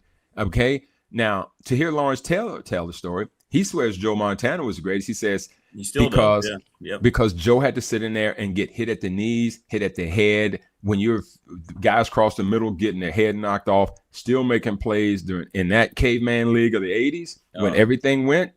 All right. So there's a toughness about that exists, just like people say the receivers of the other era are better and tougher than the receivers of this era. They feel like if you bring those guys from that mindset to this mindset, well, you're not going to get yourself taken out. They feel like it would have been different too. So I think that's why you just have to judge people on what they did. I think you just really you can't quite separate it. But I'm here to say, back to the John Elway point, freaking John Elway, man, 5 Super Bowls. He took 3 teams there. And again, the drive, the Cleveland situations a couple times is incredible. And so happy for him to end his career with the 2 Super Bowl wins. And good for him. I'm out. He walked out. I got nothing left. The crying press conference. He said, I've been here 5 of them. And you see, if you ever see John Elway walk, just walking, you can tell he had nothing left. He hobbles. he's got that. I think he hobbles. Rick, you met him, I think, right? Yeah, at that time though, he was okay. I mean, he was 5 years after he had retired, but he was, plus he was drinking beer, so he was very loose. But he no he pain. kind of you could kind of see it. Yeah, you could kind of see it. Yeah. Yeah. Had a little bit of a wobble, but that was an era of great quarterbacks. You had him, you had Marino, and you had Jim Kelly, all through that time. So yeah, those are great times. But I'm not one who is so stuck on it that I don't love today's football too. I cannot wait to see football in any way, shape, or form. And so I'm not so married to that I'm like, oh, these games are terrible. I'm not that guy at all. It's still the hardest thing to do is to be a quarterback in the National Football League. To process that information, exhausted, hurt, dinged, weather, people coming in. What do I do? Call the play, get everybody organized, breathing heavily, etc. It's an incredible thing. Not that everybody isn't tired and hard. It's just football, man. And that's why we love it. Because everybody can't do it. That's the other reason I think people like it. Because people can go throw a basketball up, Rick. Hey, I'm a hooper. Or, I hit 5 shots in a row. Look at me. I'm good. Look at me. I'm good. Yeah. Nobody's saying, hey, let's go throw some pads on and go out in the That's right. heat. That's right. Nobody's doing that. No. LT just said that recently, too. I saw a few weeks ago about Montana, and he said the 2 times it scared him the most on the field was obviously the incident with Joe Theismann. He was directly involved, and he Monday said – night. Mm-hmm. But it's when Leonard Marshall knocked out Montana. Oh God! In the 91, I think it was a title game. Thought he killed him, and he said he thought he was dead. Like thought he killed him. Trying to be flippant. He thought that when he hit his head, he thought he didn't move. He immediately was just done. Because that was a horrible shot, and then I think Taylor picked the ball up and scooped and went in the end zone. Yeah, right. But it was. He thought he'd been killed. It was a unbelievable blow, and I guess we'll give whomever credit for this, whether it's a court of public opinion or the NFL, that they started to realize that even a game of that level of violence, we've got to do something to not allow these quarterbacks to get killed on the football field. Now they took it too far. They've gone too far. Now, Rick, now that the old overcorrection, right? The overcorrection. So now the question is we've got to allow common sense to be part of it. A graze to the helmet is not a personal foul. I mean, and don't look at linemen and say that's a personal foul. Then it's a personal foul on every play. That's right. That's right. Yeah, every play you could call personal. Every play. So, but Lawrence Taylor is exactly right, and I again, he's not wrong in his opinion of it because he's been in the belly of the beast. He's been there and seen it all. I mean, you think about those Giants teams. That was the Bears was hot at that time. The Niners was hot. Joe Gibbs' Washington team was hot. The Eagles were head hunting at that time. I mean, it was a lot of noise going on at that time in that NFC, and that's why John Elway had a tough time winning the Super Bowl. Absolutely, yeah. He got criticized, but he was the only reason 3 of those teams even made it to the Super Bowl. What would Denver have been? The only reason. What would they have been without him, Rick? What would they have been without him? I mean, my gosh. A wild card team at best. At best. I mean, you're talking about Tom Jackson finishing up his career. I remember him on the sideline with him one time at one of the Super Bowls. It was ending. He was kind of putting his arm around John Elway. The Giants game. Yeah, it was Super Bowl 21. I think. It was that game. Yep. And just think about it. And Elway went to 4 more after that because that Giants one, I think, was his first one, if I'm not mistaken. Because I think if I'm not mistaken, I think it was his first one. Yep. It was. Because prior to that, you had Miami had gone, Marino's the 84 season, 85 Super Bowl. And the Bears. And then the Bears. Then you had the Giants. Then there was the Giants. And then there was the Doug Williams game. And then the Niners got 2 in a row. And then after that, I think was the Gulf War Super Bowl with the Giants beating the Bills. And then here come the Cowboys. Here come the Cowboys. Cowboys got 2. Steve Young got his. Cowboys got another one with Barry Switzer. I believe it was. I think it was in that sequence, 3 and 4 years. And man. So and then I think Brett Favre got his. And then they lost to the aforementioned Denver Broncos.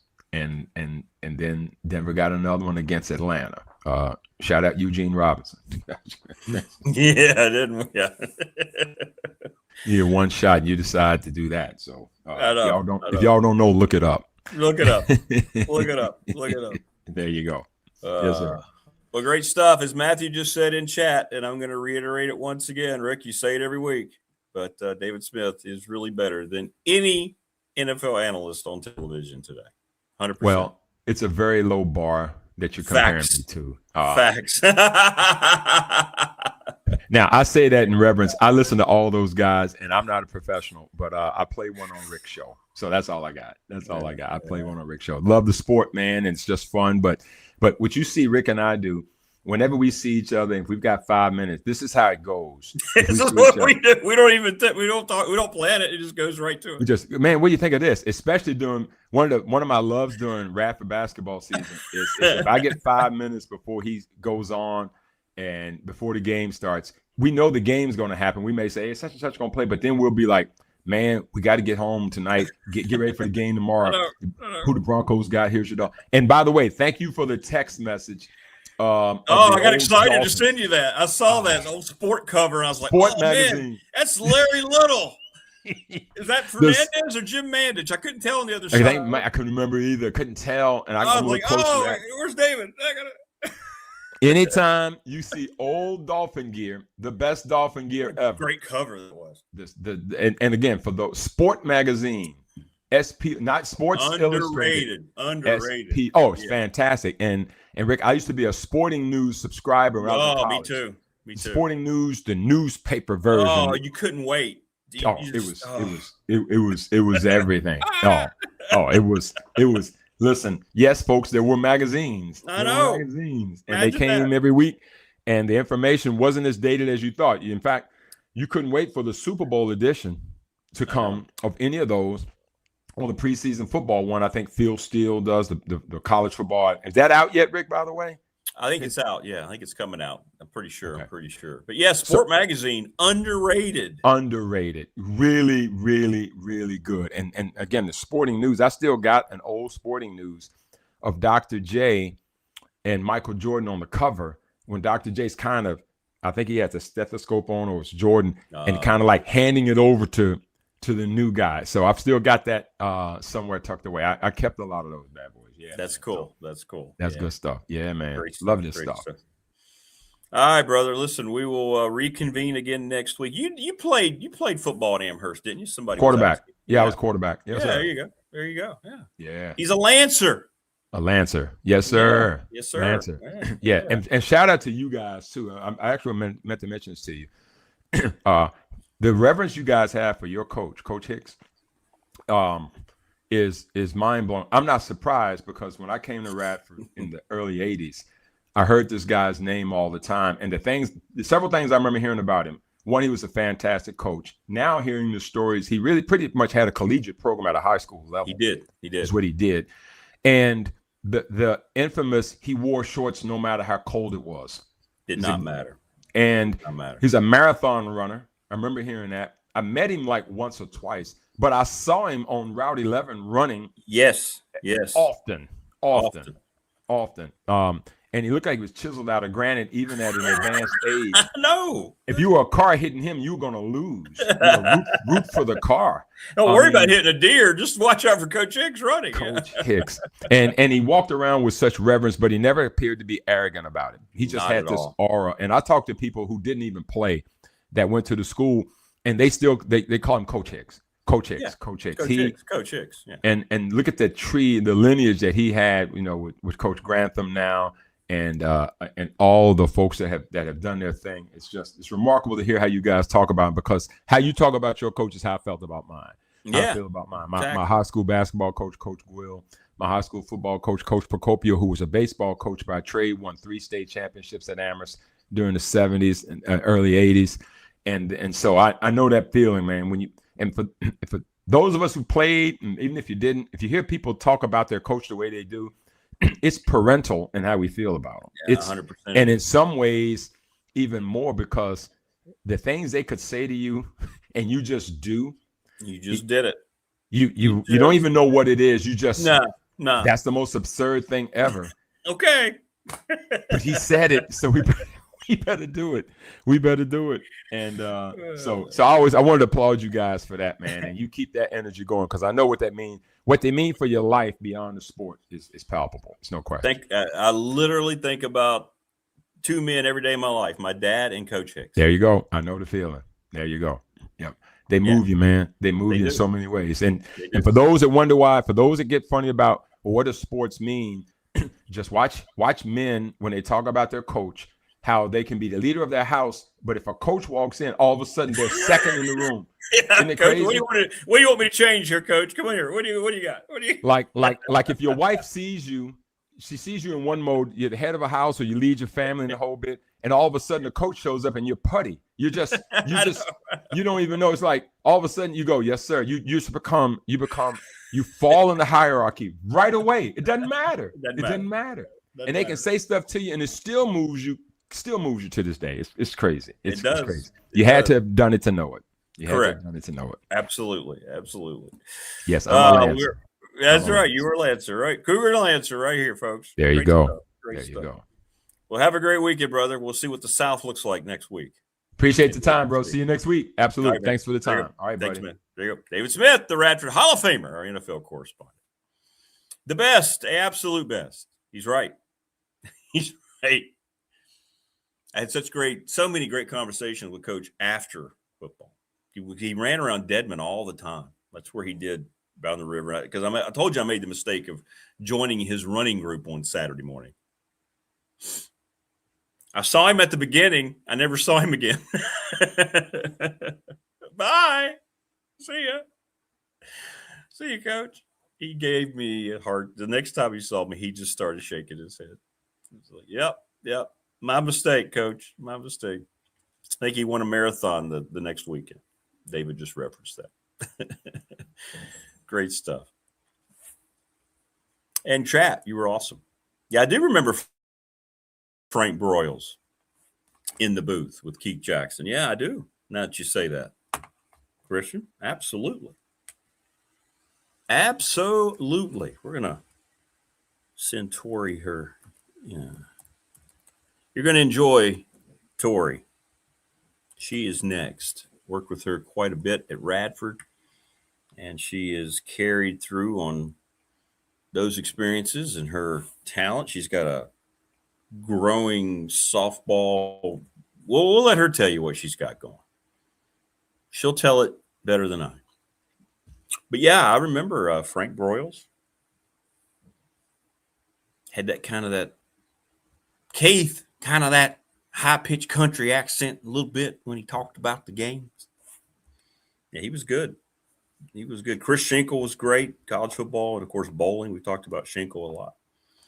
Dwight Vick at 8 o'clock today, by the way. Hit us up on the McClellan chat room and also a Professional Door Incorporated text line. Don't forget Professional Door celebrating 40 years. And I'm telling you, it's one of the most commonsensical things you can do if you have a garage door. Call them in the month of July, 674-0008. Tell them you want to get on their schedule to get their preventative maintenance on your doors. $40 off your bill immediately. And that'll cover a lot more of it than you think. And then you'll never want to go anywhere else than Professional Door. So reach out to Travis today. Tell him you heard us talking about it on the show or you don't get it. Check out, by the way, I did a short video with Mark Hundley, McClellan. It's there on the channel. It's really cool. He just shows you the technology. Next time I'm going to have somebody holding a camera and I'm going to be going through. I went through it yesterday. It was wild, man, in a good way. But check it out. And you'll see what I'm talking about when I mention him, right? I didn't ask David about the Super Bowl bash. 540-382-5525. We're going to be there on the 18th. Remind me next week. And we appreciate Terry and Amanda hosting us. Sundown Electric down in Allison, one of the best reputations of any business in our area. They keep prices down, always honest, always keeping you updated with the amount of work and what work they are doing. We're presented by Pulaski County Sports Entertainment every day. Tomorrow morning, I'm with Jonathan Sweet at the Sportsplex. We're going to go live and let you see the Sportsplex. You don't want to miss that. It'll be about 5 minutes. So we'll be doing that tomorrow. Yep. Little River Heating and Air, 1095 Radford Street in Christiansburg, 540-553-2971. It looks like curling's going to win. Our BDST, attorney Ryan Pry, fan question of the week, trust and estate planning down in West Main Street in Radford. You want me to call curling just because you want me to suffer.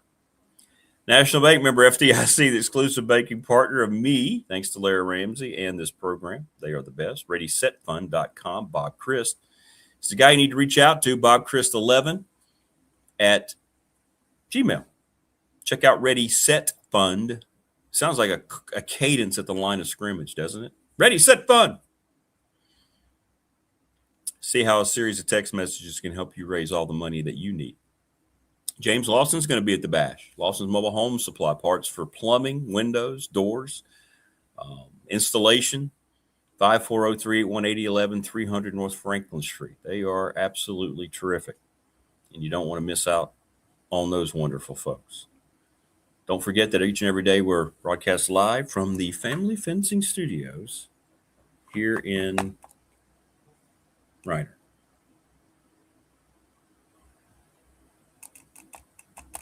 Yep.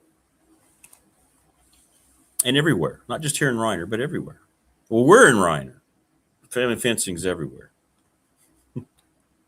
Top shelf apparel, thanks to Brandon. And Little River Heating and Air got everybody in, didn't I? For some reason, I'm having trouble keeping track of repeating sponsors, but that's okay. Yeah, Frank Broyles Award. That's exactly right, Wayne. It's exactly right. Yep. Rick suffering great. I like to think of this more as a podcast. I think this is just a daily broadcast. Now, but you know what? I would relish curling. I would, because I think I would throw in some kind of bad accent just because I felt like I'd have to. Do a little crash course on the terminology. Try to set up my analyst, because I'd have to have premier curling analyst. Couldn't just bowling would be easy. That'd be fun. But it looks like curling's going to win. Y'all want me to do some curling? Okay. Maybe that big Olympic cheating scandal, maybe that would hit. Remember last year, the controversy? I remember what countries it was. Yeah, sweep. Oh, Jim, what do you think of that? My goodness gracious. Oh, Rick, he got the tap he needed right in the center of the bullseye.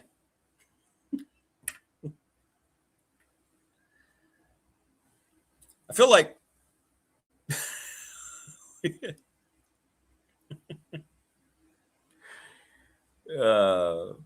so Dodgeball is a movie that is very silly, but I always enjoy watching it.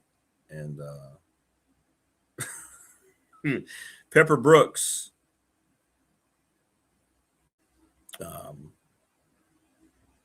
was played by Justin Bateman. And you had, I want to make sure I get the, Gary Cole played Cotton McKnight, and they were the play-by-play and analyst of the dodgeball tournament on the Ocho. That's kind of what we would be like calling curling. The greatest spectacle in sport, dodgeball.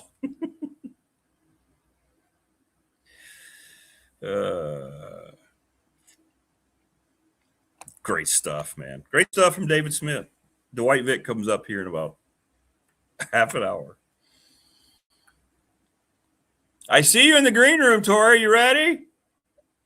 All right, you good? I don't know about your background. I don't know. Should be all right. I don't know.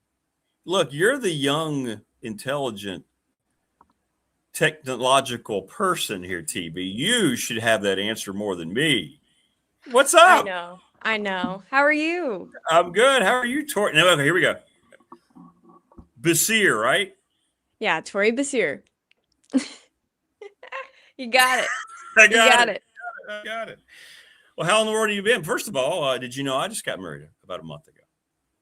No, I didn't know that. Congratulations. Thank you very much. So, see, That is you awesome. inspired me. I followed you about a year and a half later. Hey, all we need is love out here. That's all we need. Exactly right. Exactly right. Well, how have you been? I know you got a lot of stuff going on. I see you on Instagram all the time, man. What's going on with you? Yeah, I mean, the grind is real on Instagram, but I wish that I could show you my background. I was trying to figure that out, but obviously I'm not good with technology. I am sitting out here in my sunroom because I'm in Bradenton, right by the beach. So Oh, location-wise, I cannot complain. But I yeah, was going to say, wow. just been working everything softball. Yeah, and let's So talk fun. about that. I was going to try to describe it. I said, well, you know what? She's coming on. So let's let Tori explain this. By the way, when did I meet you? Would I meet you your sophomore year or junior I think year? it was my sophomore year. I started doing live Twitter updates for soccer, and I started wrapping cable a little bit, and I was like, "Hey, is there any way that I can get some reps even if I'm off camera doing broadcasting?" And they're like, "We've got the guy for you." So, yeah. No, it was so much fun. Yeah, it was great. And you still pop in from time to time and jump on a baseball or softball broadcast with me. So it's good. I didn't have you on It's baseball this year, though. It's very sad. Very I sad. know. It's literally my favorite thing to do. So, I was very sad about not doing baseball. I will still be in the area for one more year, so Okay. hopefully I can hop on baseball. Um, but yeah, down here, when somebody asked me my job description, I'm like, I don't even know what it is because they're just like, do media. Um, but I would say I'm doing on-field reporting for the Florida Vibe. So they're in the PSL, the Professional Softball League. It's their first year ever having this league. And after the games, I do post-game interviews with coaches, players. I'm also working for the Florida Gulf Coast League, which is summer league. It's a lot like what they do in Cape Cod, basically same thing. Yeah, yeah. And I'm interviewing players for that. I'm podcasting, doing some social media content. Basically, anything I can do to tell the player stories, I'm doing it. So it's again across a bunch of different platforms, and I'm just trying to see what works. Well, the interviews are terrific, and you do go deep inside the players. How is your? And I've always been curious because softball, as you know, you played at Radford and you played in high school here at Auburn. You've been Yeah. playing it since you're old enough to hold a bat, I'm sure. But how have you seen the professional side of it? It's grown so much in college, as you know. I mean, it's the fastest yeah. growing women's sport in college sports right now. But how is it transferring over into the professional game? Well, I just talked to Michelle Smith, and she was saying that it's the fourth viewed college sport, like you said. It's growing so much. And Yeah. I think in the professional game, the biggest thing right now is that there are two different leagues. And so you have the AUSL, the PSL. The AUSL has grown tremendously, and they have the MLB contracts, contract with ESPN, where all of their games are going. So I've seen them have tremendous growth, but there's also just a huge talent pool. And to be quite honest, there's more talent than there are positions and roster Yeah, spots. And yeah, I so I believe that. think there's still like so many independent owners, independent teams that can pay a little bit more and provide more opportunity, and that's what the PSL is doing as well. And so I think right now they're just trying to figure out, what does it look like? Is there going to be one? Will there always be two? There's just so much talent in softball, and a lot of people want to watch. Yeah, absolutely. And I'm glad that these women have the opportunity to continue playing as long as they feel like that they want to and so forth. And hopefully they'll keep growing. What are the crowds like? What's the reaction when you're at these games and you're covering live? I think right here in Bradenton specifically, the college girls that are at the summer league, they love being at the games. Just seeing that there's the opportunity right in front of them, something tangible, they can be there. We also get, I mean, with softball, like the younger girls that are seeing for the first time that there's professional. I think there's a lot of like little young girls that are coming that are excited Yeah, and yeah. they're making it like a family event. Um, I would say the biggest when it comes to PSL um, showing has been in Kansas City. They've had the best fan base this year, Interesting. um, pulling like Midwest. Yeah. 5,000, 5,500 fans in their opener. Wow. That's cool. Um, we don't quite get the numbers down here, but I would say in the Midwest, it's a hit. Well, that's good. That's a good sign. That's progression. That's progression. And it's like Tebow said in chat, people, when you go, you appreciate it so much more. The game itself, it's kind of like, for me, it takes me a while every year to get used to the substitutions and things like that. But there's a lot more strategy involved and things of that nature with the game. But I hope it goes coast to coast for you. But your podcast specifically, talk about that, because I do watch some of the interviews and it's fun and you have a great time doing it and you bring out things about the players that that normally a lot of interviewers wouldn't. So it's good stuff. Well, I appreciate you saying that. I've definitely been slacking with the podcast, doing all the Well, other like you're interviews and busy. content. I I'd like understand. to do some more. I recently had, I guess this past week, I had a couple different podcast episodes that are going to go up soon. One with Jayla Wright from the Carolina Blaze, and then one with Kaylee Wyckoff, who's on the Utah Talons. They're both AUSL, and then I have one with Abby Dayton that's here at the Vibe. But the biggest thing for me is that, like, I didn't have a good college career. Like, I had a wonderful time, but like my stats, I'm like, yowza. You know, I'm somebody that knows there's so much more than the game. Like, there's so much more life that goes on, and softball is like such a rich culture too. And so I feel like we have to have people around the sport letting people understand like how special the softball community is, what we each go through, because I Sure. think now, because it's becoming so big with NIL and everything, you know, people need to know the stories behind the player performances and not just the stat lines. So I'm trying to give people both. I'm the analyst, but I also want to just sit down and ask people about life, just chop it up. Right, exactly. Right. And it's what people want. That's what people want to hear. They want to learn about these folks and kind of relate to them any way they can. And you were a heck of a defensive player. I know that. You made a lot of great catches in right field. Now, don't sell yourself short out there. Well, thank you, Rick. Yeah, I think if I could have found a way to, get some hits, it would have been a whole nother story. But it's okay. Are you going to be back? Are you going to be broadcasting back? You've been doing a lot of stuff with Liberty, I know, on their network and so forth still. So yeah, I have, and it's been so much fun. And I've actually made one of my best friends doing it. Annie Corey, now Johnson. I was just at her wedding. She works alongside me. She also works for NBC, and so she's like the best of the best. And so I'm not only like really good friends with her, but I'm learning from her as well. So she's been on some, big games, and I'm always just watching her and trying to like soak up everything I can. And when they bring in broadcasters, I'm asking them questions, taking notes, because just like I did while I was there with you, like I'm trying to learn everything that I can. well, and you've learned well. You've learned well. Of course, you now have a chance to. Dot has added a pretty good assistant coach to her stable in Kevin Fagan. Yeah, you know what? I was sad to see him go from Radford, but at the same time, he's going to be close by, and I'm going to get to talk to him before a lot of broadcasts. So I guess I get to be selfish with that.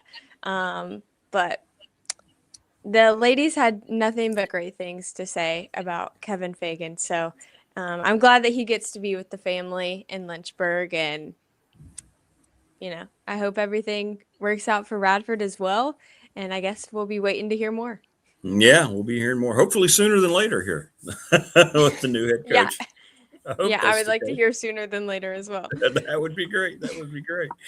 So let's see. Let me break down. So your dad, your family's great, right? Your mom's down in Florida. Talk about your family a little bit, your background here in Reiner, because we talked about softball. You were kind of the boon of softball explosion in Reiner and these great teams were right around your era, right? When you started coming through. Yeah, well, Right? I appreciate that.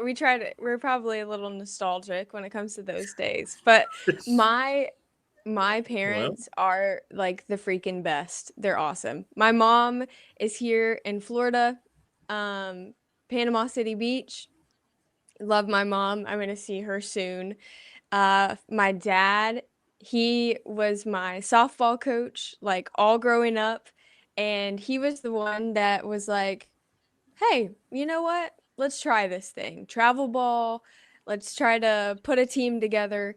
And in those days, like my dad was so like hard nose, yell, throw your glove against the fence. We're going to run if you miss ground balls. Like discipline was what he did. He was a traditional baseball guy, but man, I can't tell you how many times I ran laps around that field. But the one thing that I can say is that I love my dad. He's like my number one fan. And yeah, we balled out. So it made it all worth it. yeah. Well, that program continues to rise each and every year in Auburn. So it's great. So let people know where they can find your stuff, because it's really good if you want to go learn about some of these players that are coming out of college and continuing their career, whether they're Tech players, Radford players, wherever they might be, right? So the state's pretty good here in the Commonwealth. We've got good softball here at our universities, don't we? Here in the Commonwealth. Oh, heck yeah. Yeah. I mean, whether it's Radford games, Liberty games, they're all streaming on ESPN Plus. Hopefully, I'm going to be covering a lot of Big South, Conference USA. Also, watching the podcast, The Hot Corner. Underscore The Hot Corner is all the socials. And I hope people enjoy watching them because I have a lot of fun doing it. So it's so much fun. Well, and that's what shows through how much you're truly enjoying it. And if you enjoy what you're doing, that's coming across, then people are watching and that's what they're picking up too. So that's why they want to come back, right? It's not something that's being manufactured. It's always being genuine, right? If I taught you anything during our years, it's about being yourself and having a good time. Just be yourself. That's what people always tell me, is that when you're on the broadcast with Rick, that personality comes out and you just seem like you're having fun.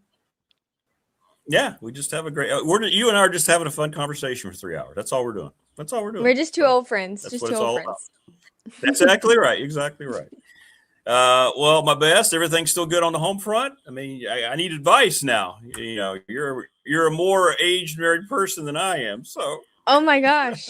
Oh my gosh. Yeah. No, he was actually here for the 4th of July. He flew down. Honestly, we've just been missing each other. It's been kind of rough. I've been here all summer. Yeah. Luckily, he got to visit, but he's also doing video and traveling, and I'd say the biggest thing is like continue to have your own thing. Like you Correct. love sports, you've Correct. got this show, continue to have your own thing and let each other continue to do what you love. There's stuff that like he likes to do with his friends. And so there's stuff that we do together, but then there's also stuff that I'm like, no, you guys go do that. Right. That's I don't want to do that. Right. Yeah. Leave you me guys alone. love doing that.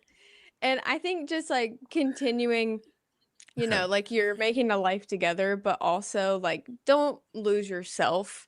I think that's the biggest thing. But I love Luke and it's going good. So thanks for asking. How are you guys? Very wise. Very wise. Look at you. You're speaking like you're a 20-year veteran, right? It's good advice. Good advice. Good advice. It's going good. It's been a month and today's 3 days, so it's going good. It feels like it's fast. As long as it feels like it's going by fast, it's good, right? No, I love that. That's perfect. Yeah. Instead of like, oh my God, it's not even a month yet. Yeah. And I think the biggest thing is too, like, try to find new things to do. I feel like Luke is always good about like finding the next adventure and getting out of our comfort zones. He's always like, let's go here, let's go there, let's try this. Whether it's like a new restaurant or going to a completely different country. There you go. Yeah. Let's go. Let's pack up and go. Yeah.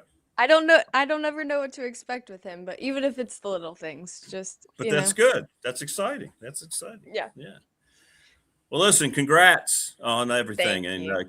Keep building. You're going to be a massive success. You just keep on grinding. You know it's going to come through for you. And if you ever need anything, don't hesitate to reach out, as always. Well, you know what, Rick? I have to thank you for having me on here and honestly just like having faith in me to start broadcasting even when I look back and I'm like, I was horrible at it. But you let me in the booth. You taught me what I know now. And so for all of that, thank you. Well, no, far too much credit. Far too much credit goes here. You had it. You had the you just needed to keep doing it. And once you started doing it, it was just there you go. So well, keep it up. I would have been like a bowling ball. I needed, the rails. Right, yeah. Or else I'd have been a gutter ball. No more gutter balls for you. None whatsoever. All right, well, we'll chat soon. Give my best to your fam. All right, I will. I'll tell him all you said hi. And everybody, this man, he's a good one. So keep watching. Yeah. All right, spread the word. I appreciate you. Thanks, TV. All right. See you, Rick. Take care. All right, be good. There you go. Tori Basir joining us. Check out her podcast. She's great. That smile you see is very genuine. You need that today, man. There's no agenda there. Creed just jumped up on top of the trash can, looking in. He's got his head around the side of the door like, dude, have you not seen me for the last 20 minutes? Yeah, I did, but, we had guests. Why am I talking to him through the glass? Let me go get it. Hang on.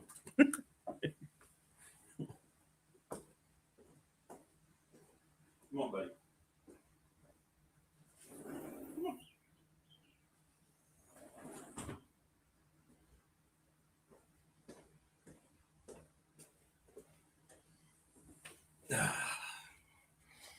I know one thing. I know how much better my back feels after going to see Mark Hundley yesterday over at McClellan.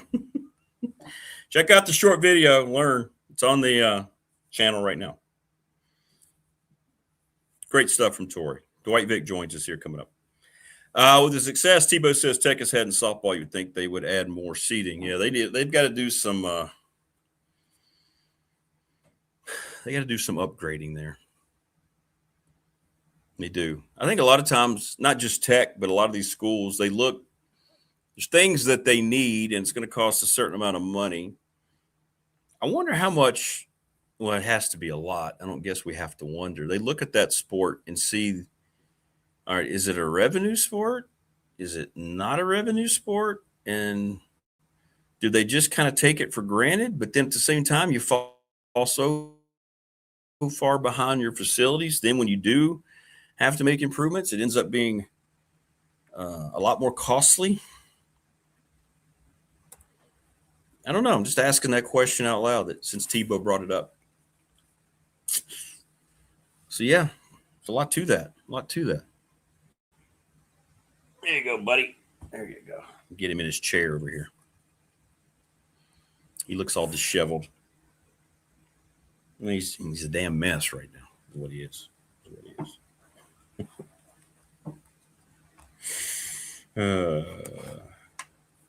People on the professional door text line tell me they want me to simulcast a curling match now. Well, I don't know how I would do that. I mean, I'd find one.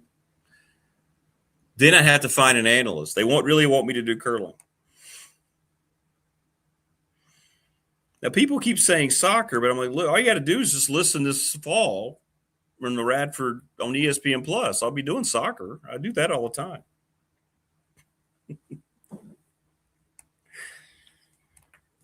So that's not unique. Maybe I'll just broadcast everybody bowling at the Bash on the 18th. Come see us at the Super Bowl. Thanks to Morris. Hang out with us tonight, Big Dog Pop. We'll go live about 6:45. I'll put the link up. It's the same channel, different logo.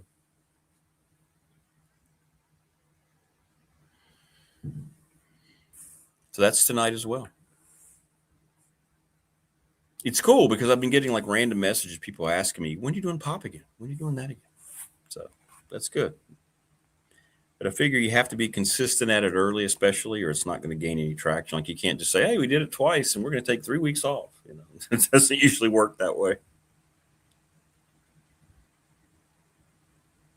Thank you, Michael. Says Tori seems great. I've watched some of her videos. She was great with you on the broadcast. There you go, Mike. There you go, TB, if you're still watching. Timo says, good luck finding some curling. Yeah. I mean, where are we going to just exactly? What are we going to do? There's no frozen anything. I can't really say, hey, Farmer Bob, we'd like to do some curling. Yeah, I know, Brandon. I'm giving you credit. Your question of the week now has people really pushing me to call a curling match.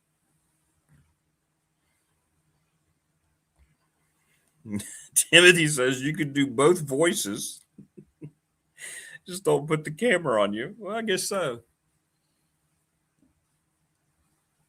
I don't know, Sam. I really thought he was going to hit the mark there. What went wrong in his technique? Well, Rick, when you look at it from that side view.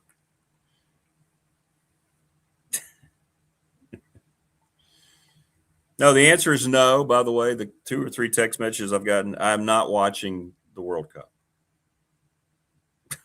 Bob Black said it better than I could yesterday. No, we're out. I was keeping up with the U.S. We're out. We embarrassed ourselves. I'm done. No,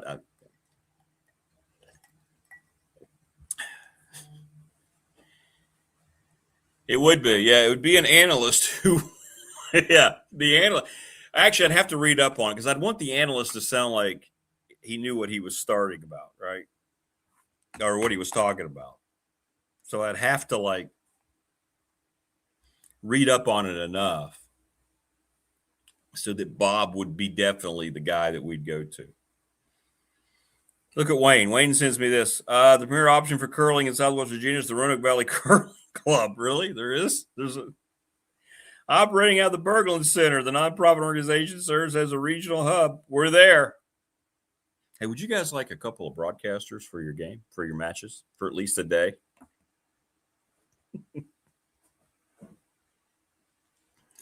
Burnip being the analyst. Devo says, Farmer Bob probably thinks curling is something you do with your significant other when you're watching a movie. Well,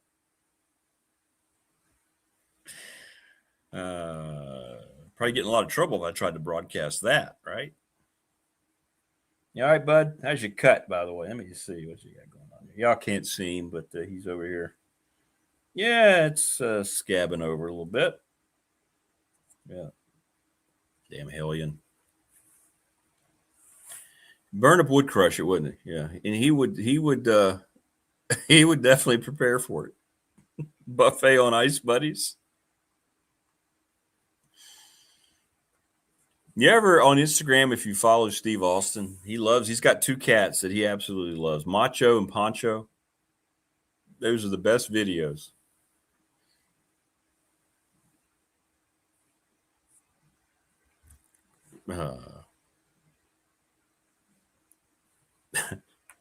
Dwight Vic Joy just here coming up. Don't forget to call Professional Door, $40 throughout the month of July. If you mentioned that you heard us talking about it. 674-0008.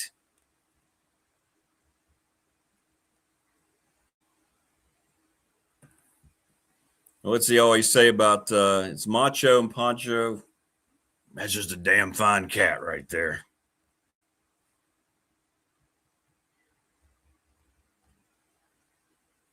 I think of all the A&E biographies I've seen on wrestling, I think his is my favorite. All because in the spur of the moment, he said something that ended up launching his career, his slogan. And everybody knows what that slogan was. It was Jake the Snake Roberts, I believe he took down.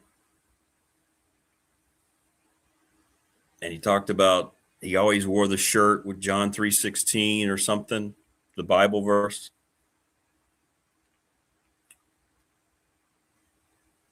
And then he said just randomly on the fly, well, Austin 3:16 says, I just kicked your and he showed up at the next event and people had signs. And he talked about how that became a multi-million-dollar merchandising gold mine. Isn't that crazy? How that can happen?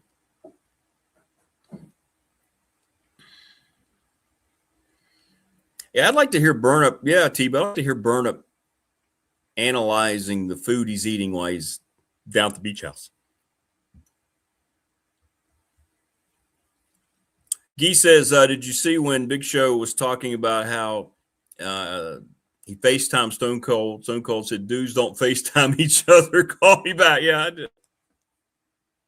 Just call me on the damn phone or something like that. But again, his story is interesting because he struggled to find his character. You guys have seen it's interesting, man. Stunning Steve Austin didn't work. He had the blonde hair. It just didn't, he couldn't find his niche. He didn't have and then they tried to pitch him something when McMahon wanted to bring him in at first and he didn't like it. It was dumb. And then his wife used the term, if I remember it correctly, about his soup or his dinner or something. And she said, if you don't eat it, it's going to turn stone cold. And then you don't want to eat it. He'd been looking for something, some kind of gimmick. And he went, that's it. And she goes, what? Stone Cold Steve Austin. And then he became the biggest thing. You can make the argument during those, 5 years, 3 to 5 years, he was the biggest thing wrestling had ever seen. He was a international phenomenon. Crazy. Just crazy. Fascinating stuff. But those are some of the best put together biographies that they did on the WWE. I mean, they're all very interesting. They're all good. Mankind's is great. He's a very smart dude.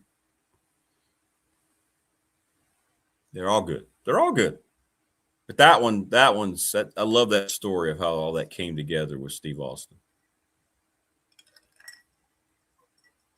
You watch him, by the way, you ever watch the, y'all will know. It's a show where dude's eating hot wings. What's it called? Is it Hot Ones? And he's got celebrities, some of the biggest celebrities in the world come on his show. And they go up amplification on the wings. Yeah, Hot Ones. You ever watch Austin's? He had the hottest. He was just talking about his career. It didn't bother. He just. Now, I don't really like hot food like that. I don't like this because it doesn't taste good. It knocks out my. Well, yeah, Ric Flair is my all-time favorite, T-Bo. He is. He really is.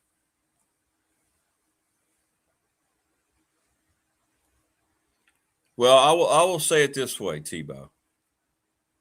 I won't call it fake. It's choreographed. But what those guys do is absolutely real. And I don't know how they go about not – I think it takes more effort not to hurt themselves as often as they don't, to be honest. Joining us now on the program in his dashing red LA Dodgers cap is the quintessential source for all things Tech football, Dwight Vick. What's up, DV? What's going on? Good morning. Good morning. How you doing, man? We're talking wrestling right now. That's what we've been talking, waiting on you to jump on. Wrestling? You big wrestling guy? Did you watch any wrestling growing up? Oh, when I was a kid during the golden era, yeah, man. Randy Macho Man Savage. Yeah, those guys were oh, can you see me? Oh, we lost you. We had you, and then we lost you.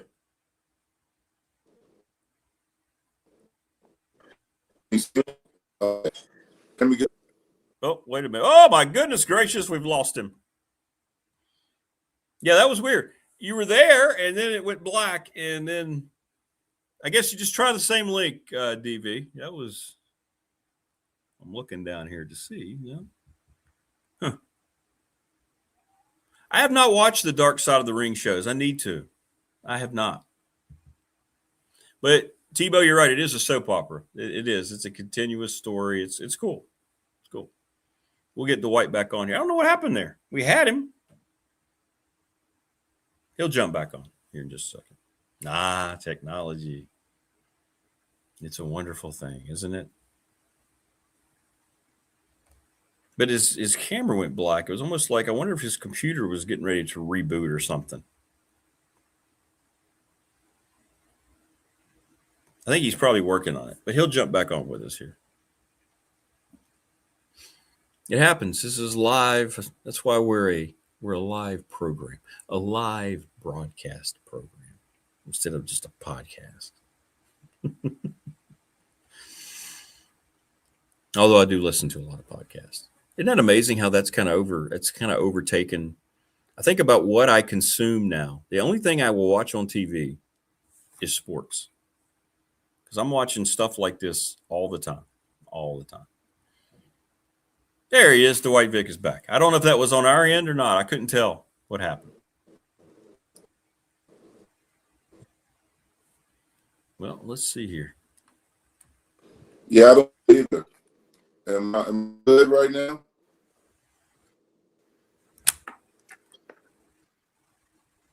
Yeah, you're frozen right now. What's going on that side.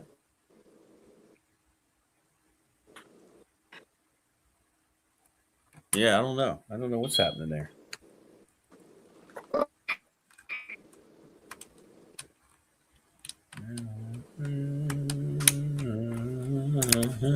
don't know. We may have to do a reboot there, DV. I don't know. I know it helps on my end. Let me try that again here. Let me do that and come back and see what happens. Let me try it just in case. I'll be back in a second, y'all. Talk amongst yourselves here. I'm trying to.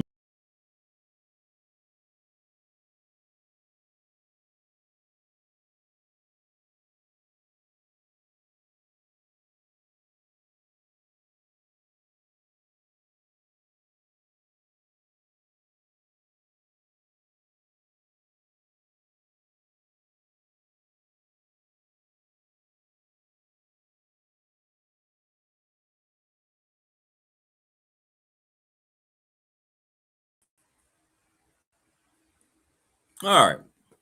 Well, we'll see if that helps on my end. What's up, C. Lester? Good to see you. We're trying to get Dwight back on with us. Hope you're well, man. At least you're not on the West Coast this week, Chris, like you were for your daughter's wedding last weekend.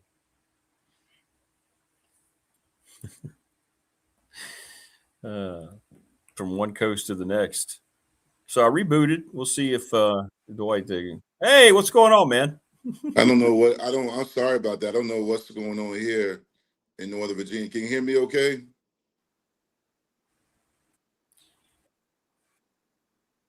Yeah, the internet, I'll never figure it out. We'll be sitting working at Radford, and all of a sudden, nobody will have any internet. We don't get any warning. Like everybody will be down the hallway going, "Did you everybody just lose connection?" You're like, "Yeah," and then it's gone for like 2 hours. I don't know. Yeah, I don't know either, man. And no one's even awake at my house right now, so I don't know what I don't know. It's nobody's on the internet. But what I was saying before I got glitched out or whatever was, yeah, I grew up on wrestling during this golden era. Randy Macho Man Savage, Hogan, and those guys. I watched. There was two different leagues or whatever. It was the one that was the lesser with Ric Flair and those guys. Yeah, NWA. Yeah. And yeah.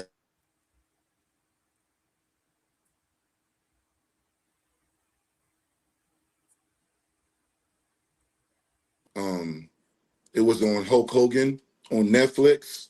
I don't know if you've seen it or heard about it, but it dove into his life and his controversy, and just Hulk Hogan single-handedly made wrestling what it was as far as a global sport.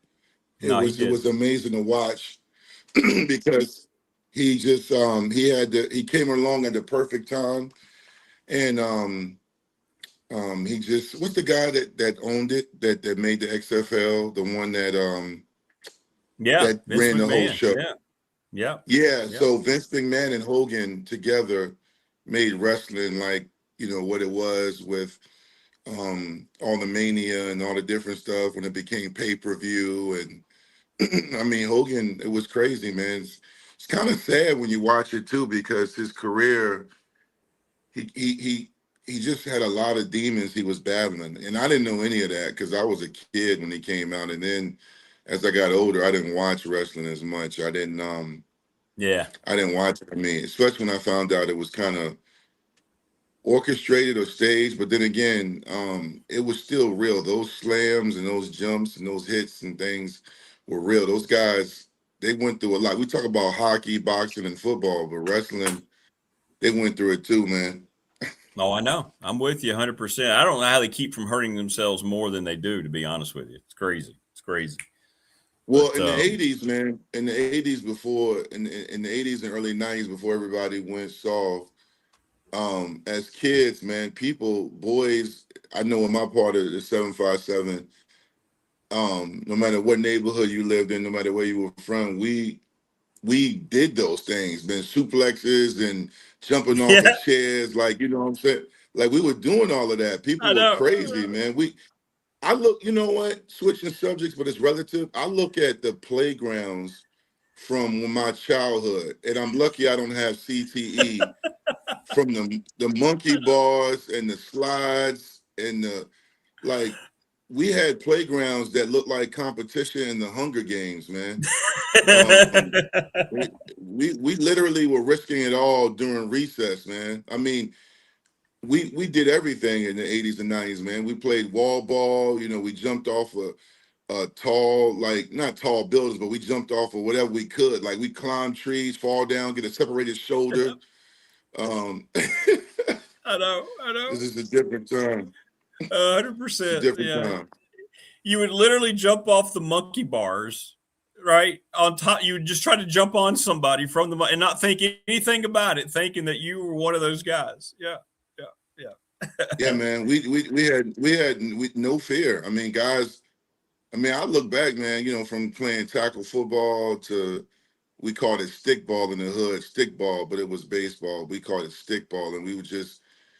I just remember, we talk about the heat and code orange and code red. We were outside no matter what, and we didn't have a Dick's Sporting Goods. There were no water bottles, so you be like, oh, wait, hold on, time out, and then you run over there and drink out the water hose. You just turn on the water hose, and we would just stand there.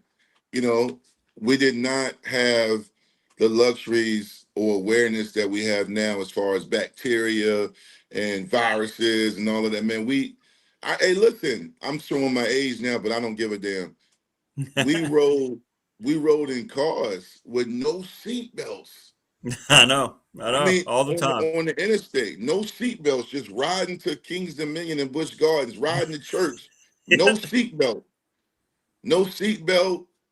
You know what I'm saying? It was like, yo, like that's why I say, sometimes, and again, for those watching and listening, don't take this the wrong way. I'm not anti-safety. I'm not anti-concussion protocol. I'm not saying I love what we have today because safety should come first. It's just that back then we didn't know any better. And we kind of lived life, we lived life in the moment. We were in the moment. I mean, even when people ask me about my athletic career, even with my cousin Mike and a lot of us in our family, we just played sports with the hope to win games. We weren't thinking about rankings and offers. I didn't really know I was going to go to college until my junior year when I started getting letters in the mail from Pittsburgh and Boston College in Florida.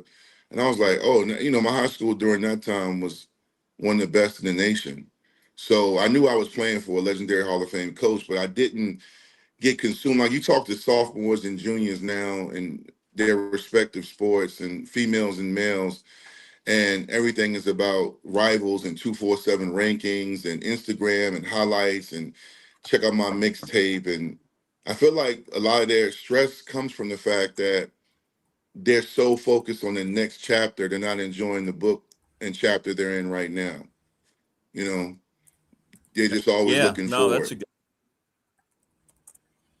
Let me ask you this, because I get this a lot. I had a couple people ask me, what is Dwight looking for early in the season from James Franklin's first team? I think I kind of know which way you're going to go with this. Let's say non-conference. So we get through the non-conference and you start getting into conference games. What are those first 3 weeks? What does that need to look like for you? When you're going to go, okay, now we're talking. Now we're getting back. Because you've always said it's about winning. It's about let's do these things. So what are you looking for these first 2 or 3 games that's going to tell you it's all good and things are heading in the right direction? Leadership. Definitely leadership. Like, we talk about leadership. That's not something tangible or you're going to see in a pregame magazine. Andy and David, they really can't report on it. But, if you look at any successful Virginia Tech team, even going back to the days when I played, it was evident that there was leadership on both sides of the football, an extension of the coaches. Also, you're going to see toughness, like mental and physical toughness. I know we mentioned earlier jokingly the rules have changed in life and concussion protocol and targeting and things like that. But you can still be a very physical football or basketball team in today's climate. I feel like Virginia Tech the last handful of years has been soft. They get pushed around a lot. They do a lot of posturing and talking when they're up, which means they're front runners. I feel like when the game gets tough, that's when a Virginia Tech team that knows how to play ball will respond. So I want to see how tough they are. And I don't mean blowing out VMI. I mean, like, when you get in a situation against Boston College or Pittsburgh and, the score is tied at 17, you make a game-winning play. I want to see them make game-winning plays and toughness. I don't know. And when, people talk about, well, what is mental toughness? Mental toughness is one of those things where you have Clemson on the ropes a few years ago at home. You have them on the ropes, you block the field goal, momentum, the crowd's going crazy, but then you lose your man in coverage. Like you just, so that translates to, knowing your assignment. And that's the last point I want to say about what I expect Tech to be is competent and intelligent, having a high football IQ. I just felt like the last really but Fuente's third year into Pride's years. I know that first year with Pride, he did not have much in the cupboard. There was not a lot of talent on that team, and I don't put that on him. But after that, you had the guys, after the 7 and 6 season, you had everybody back, guys are making more money, and they just looked like they didn't know what the hell they were doing a lot of times, offensively and defensively. They, you could say, well, Marv didn't call this, or Bowen had them doing this. Listen, man, you talk to anybody that's played scheme aside, a lot of these guys were not locked in. They weren't. It was more about their drip, their cleats, their style. I know a lot about how guys weren't showing up to workouts, and the Yeah, strength and conditioning program was absolute trash. It was trash. I was the first one to say it.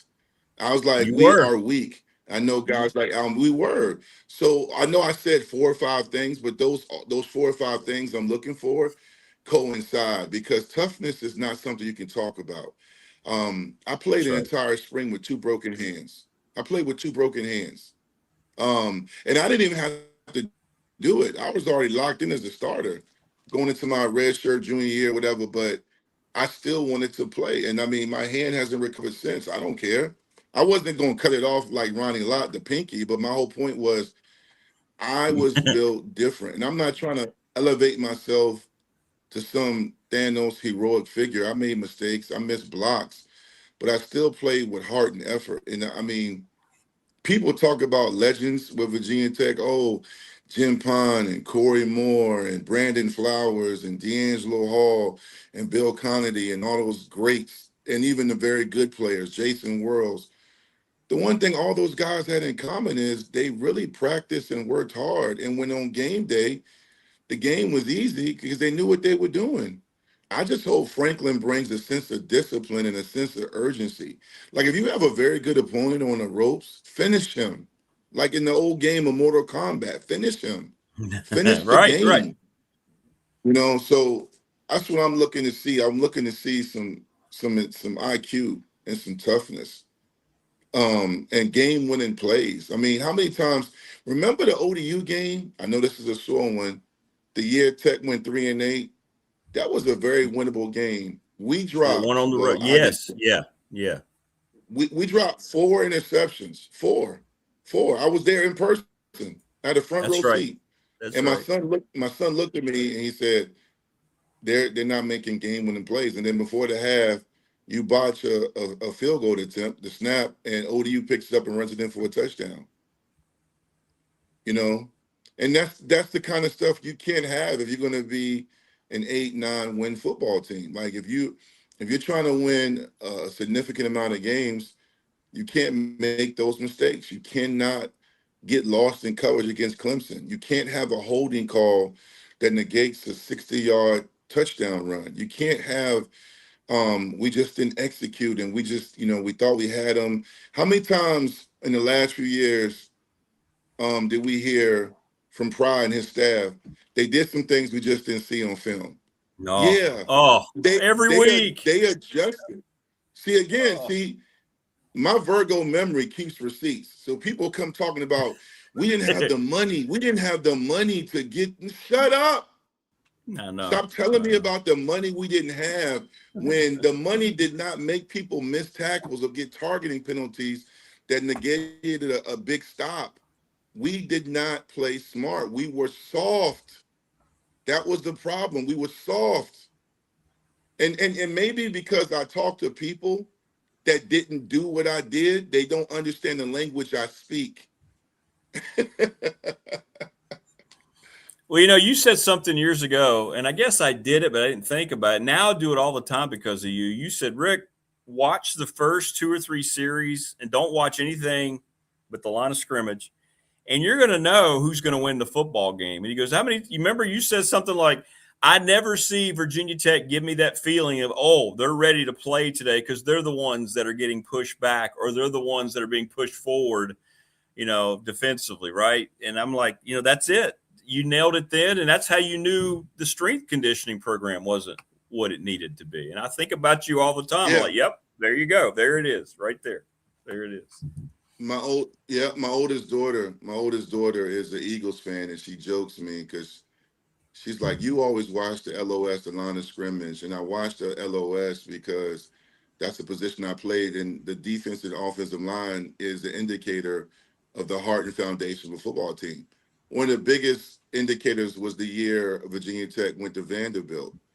And I said, it's going to be hot, and the defensive offensive line had to set the tone. In Vanderbilt game that they lost on the road, not the one that it came to Blacksburg and got blown out, but the game on the road, Vanderbilt jumped on Virginia Tech, and Virginia Tech responded the right way. Ollie Jennings caught a long touchdown, that put Virginia Tech up 27-20 late in the fourth. And Vanderbilt got the ball, a traditional, not old school, a traditional, well-coached, smart, physical football team finishes that game in regulation. They get a stop. Vanderbilt was backed up and drove the length of the field and scored. So the truth of the matter is that basically was an indicator that Virginia Tech did not have the horses mentally to get a stop. And that's what I mean. And you lost in overtime. So, at the end of the day, man, I just speak not so much my opinion, but what I see and the truth. Some people don't know how to take what people like me or Almation or other people say because they feel like, maybe it's, well, you got to look at, he didn't have this and he didn't have the O-line. I know. I'm not about to minimize the fact that Virginia Tech's talent in the last handful of years has not been on the same level as Miami. But at the same time, I'm looking at it from a Wake Forest game. I'm looking at it from a UVA game. Other games in which when we lined up, we didn't always play with a sense of urgency. And then there were times when they did. The NC State game, that was what I meant as far as like playing with that toughness, being resilient. They really showed a lot. Then you look at the California game last year when they came, and went back and forth with Cal and won in overtime. Yeah. That's what I mean as far as like they showed flashes, but then it was like when they got a win, they exhaled. It's kind of like those kids that say, hey, Mom, Dad, I cleaned my room and I got an A on my math test. And I always laugh at stuff like that because you're supposed to do those things. That's right. You're supposed to clean your room and clean the bathroom. You're supposed to do good in academically. You're supposed to win football games. I'm not going to congratulate you and pat you on the back for beating Cal at home in overtime. I'm going to tell you, great job. That's it. On to the next one. I apologize. We won so many games in Blacksburg. And sometimes it was like, okay, let's enjoy this. Like we would enjoy the win, but then the moment we got on the plane back to the Berg, it was on to the next one. It was like, how can we get to 11, 10, 12 wins? How can we beat Miami? How can we win the conference? Not win a game and dance. All this dancing in the locker room for a team that can't win 4 games is insane to me. What are we dancing for? 100%. What are y'all dancing for? Right. I know I'm old. I know it's a new generation, but I want us to win. I was happy that Monty got that win. They played for Monty the first 3 or 4 games, but then, I think Monty, when he knew he wasn't getting a job, I feel like the staff was like, let's just get through the finish line. It was no more evident than that UVA game. They did nothing. No, and I'm with you. And you say that a lot, and you do, and you're honest. And see, I try to be honest. It's like younger people I work with say they like talking to me because they know when they come to me with a question or a scenario, I'll give them an honest answer instead of just trying to tell them what they want to hear. And you do that with Tech. I do it with Tech. I hear it every day. Every day they say, why are you so negative against? I'm like, you're asking me a question. Am I sold this is going to work? No. I'm not sure what this is going to look like. Do I want it to work? Sure, I do. This is a 3-9 football team. They haven't, and I think about you. You go through that all the time. Don't ask me my opinion and then say that I'm a certain way because it doesn't follow what you are. Am I all in on Franklin? No. He's coming here with a hell of a lot of baggage. He was at a blue blood who said, we don't want you anymore. Is he going to rebuild it here? I hope so. I don't know for sure, right? I have concerns about Brent Pry. You got fired. He was being run down by so many people, and now he's back. I don't know how that's going to work. It doesn't mean I don't want it to, right? So people want to ask you a question, and when you're honest, they try to say, well, you're just being a hater. That's what I hate more. You're just being a hater. No, I'm being honest. If it works out, that's outstanding. But don't ask me how I feel now in July and then criticize me because it doesn't line up with your ultimate optimism every day. I'm glad you have optimism. Tech fans should have hope, but anyway. I think what you're saying is fair. I mean, Franklin has done a great job at every place he's been at, but he has to do it in Blacksburg. He has to do it for Virginia Tech. Exactly. And secondly, I mean, there's nothing wrong with holding someone in their profession to the standard, they should be held to. I wanted to work because of my role and my history with Tech, alumni, former player, Absolutely. graduate, and all that. But at the same time, kind of like I'm not gonna compare it to trauma, but like I've seen this before. I mean, the recruiting is outstanding. The energy, the fact that he is really trying to get this program to be in a big boy football conversation with the facilities, the donations. And I think he knows exactly how it's supposed to look. And I know the talent is on its way. There's some positions and some depth issues that, make you wonder, okay, if they do get in late in the season, how are they going to hold up when the weather changes and there's injuries and nicks and things like that? But that's on the strength and conditioning program. And how do you handle that as far as practice goes? But, the truth of the matter is that you got to win games. Like even like people talk about my cousin who's the head coach at Norfolk State. I kept telling everybody, give it time because Norfolk State has been such a bad program for over 2.5 decades, right? Yeah. So he's coming into a situation and he's a first year coach. And they lost 5 to 6 games where they led going into the second half. They led and they gave them up. And he had to make some tough decisions and fire some coaches. So coaching Division I or even Division II football is not easy. You got to make tough decisions. One of the biggest things, this is not so much, I didn't answer this earlier in this segment, but I'll say this. In regards to leadership, that also includes the coaches. Like, will you play the player that's better that might be a backup, but he makes less NIL money than the starter? Will you make the tough decisions and play a guy like Caleb Spencer, who transferred to Virginia Tech from Miami, who should have been playing from jump? And that's not taking a shot at any other linebacker, Noah or Caleb Woodson. I love Caleb Woodson. That's my guy. I'm not even saying that he should have been playing over Caleb Woodson, but what I'm saying is, when guys are performing and they're playing well, keep them in the lineup. But over the course of games, if a guy's just not getting it done, you got to make a choice. Like even Monty last year, Drones wasn't playing to the standard of Drones' ability. And, we never saw Pop, even for a series.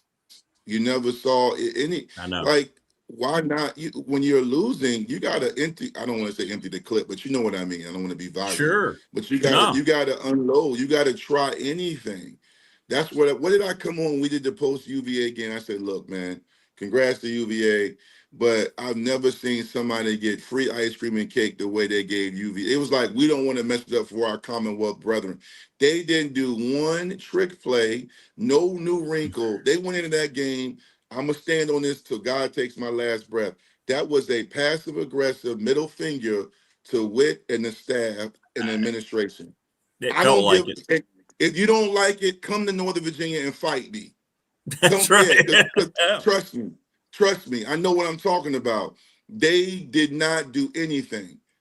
And you got Jeffrey Overton Jr. and other people on that team. I know UVA was the better team last year, but they won a lot of close games. Even the years Tech was the better program in that rivalry game, UVA would sometimes make Tech sweat it out, just trying different things, like putting Vic Hall at quarterback. Virginia Tech won that game 17-14, and that was Tyrod's freshman year. So you got to do different things, man, and you got to play the right people. And I think that's also part of the equation. Will Franklin and Pry and all the other coaches, Midget, my brothers on that staff, will they play the right people and not get consumed with who makes the most money? I mean, when my son I remember the head coach before he committed, he told my son in front of my wife and I, he said, "You're a hell of a player, but we're not going to just play you because I'm paying you." And I was like, that. yes. That's I cool. loved it. I didn't tell him that, but inside and internally, I had the Michael Jackson butterflies. I was like, yes. Why was I cheering internally? Because that's called accountability. I know. Well, I always counter those people Yeah. until I say, look, I'm also the guy who says I think they could win 8 games. And I said, heck, I'm also the guy who said I wouldn't be a bit surprised to see them playing in the ACC championship game because we just saw UVA and Duke do it. Why not a new coach coming in that's already had success at 2 other places? Why not Ethan Grunkemeyer, right? So I don't know. You can't, you know what they say, you can't please everybody all the time. And I guess that means you're doing your job. So. Well, when you do what you and I do, you host a show, I do podcasts and I do interviews and I tweet and I do different stuff. Even when I wrote articles for 247 and Rivals, people they're going to be upset. Like I remember one time I was writing and somebody in the comments was like, too much sugar is not good for you, because they felt I was being too soft or too sweet on Tech. But I was just more so stating the facts. I mean, David Till is a Hall of Fame writer, and he gets pushback sometimes. Mm-hmm. It's the nature of the business. The truth of the matter is, I know this to be true. I'm an OG in this business, man. And if Tech, despite this being Franklin's first year, because of what he did at Penn State, the same people making the memes and the good vibes and all the pictures and praising him and his staff will be the same ones if we struggle and lose a few games we shouldn't, that will say you should have never brought back Frank Pry. You should have done another. Yep. They will that's what they do. I mean, that's why, I've always felt as a coach and a player in today's social media age, you can't consume yourself with trying to please the Twitter folks and trying to be consumed with what makes people happy. You got to do your job and be honest, whether it's evaluating players, coaching players, game planning. You got to do what's best for the program. Even during Virginia Tech's golden era under Beamer, because you can still have a new golden era, there were people they got kind of tired of just winning 10 or 11 games, because to be fair, Virginia Tech, there are a lot of cynics that say, during those runs, you had guys like Tyrod Taylor, Brian Randall, Marcus Vick, Michael obviously went to a national championship, but you had so much talent come through Southwest Virginia where you were winning 10, 11 games and you could never get over the hump.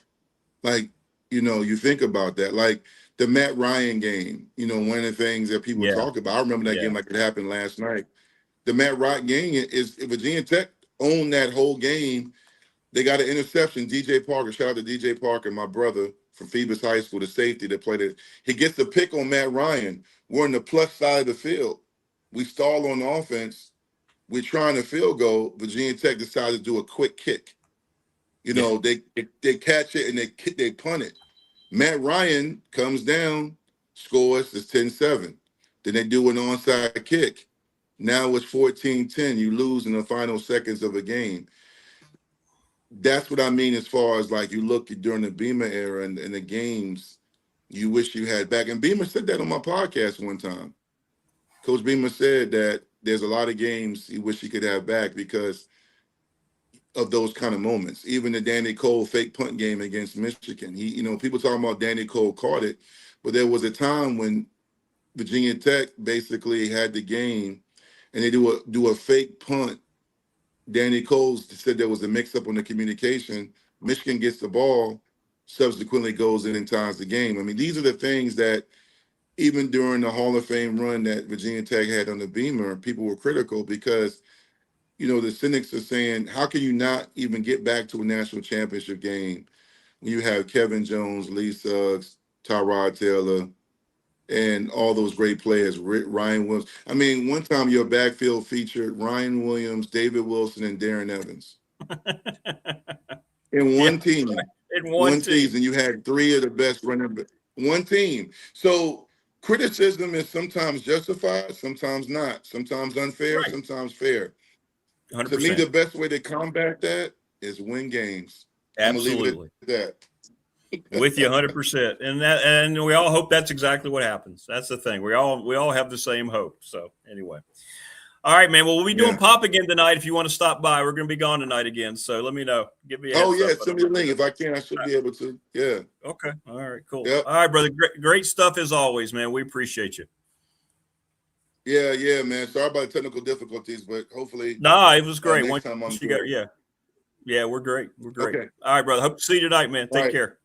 All right. Yes, sir. Dwight Vick, the great Dwight Vick. Great stuff. Don't forget tonight, 6:45, we'll be on with Pop. Hope all of you can stop on by. Anybody who wants to join, we'll throw you on. We'll have a great time. Thanks to all of our sponsors. Don't forget Professional Door. Call them up. Do it today. $40 off. Schedule it.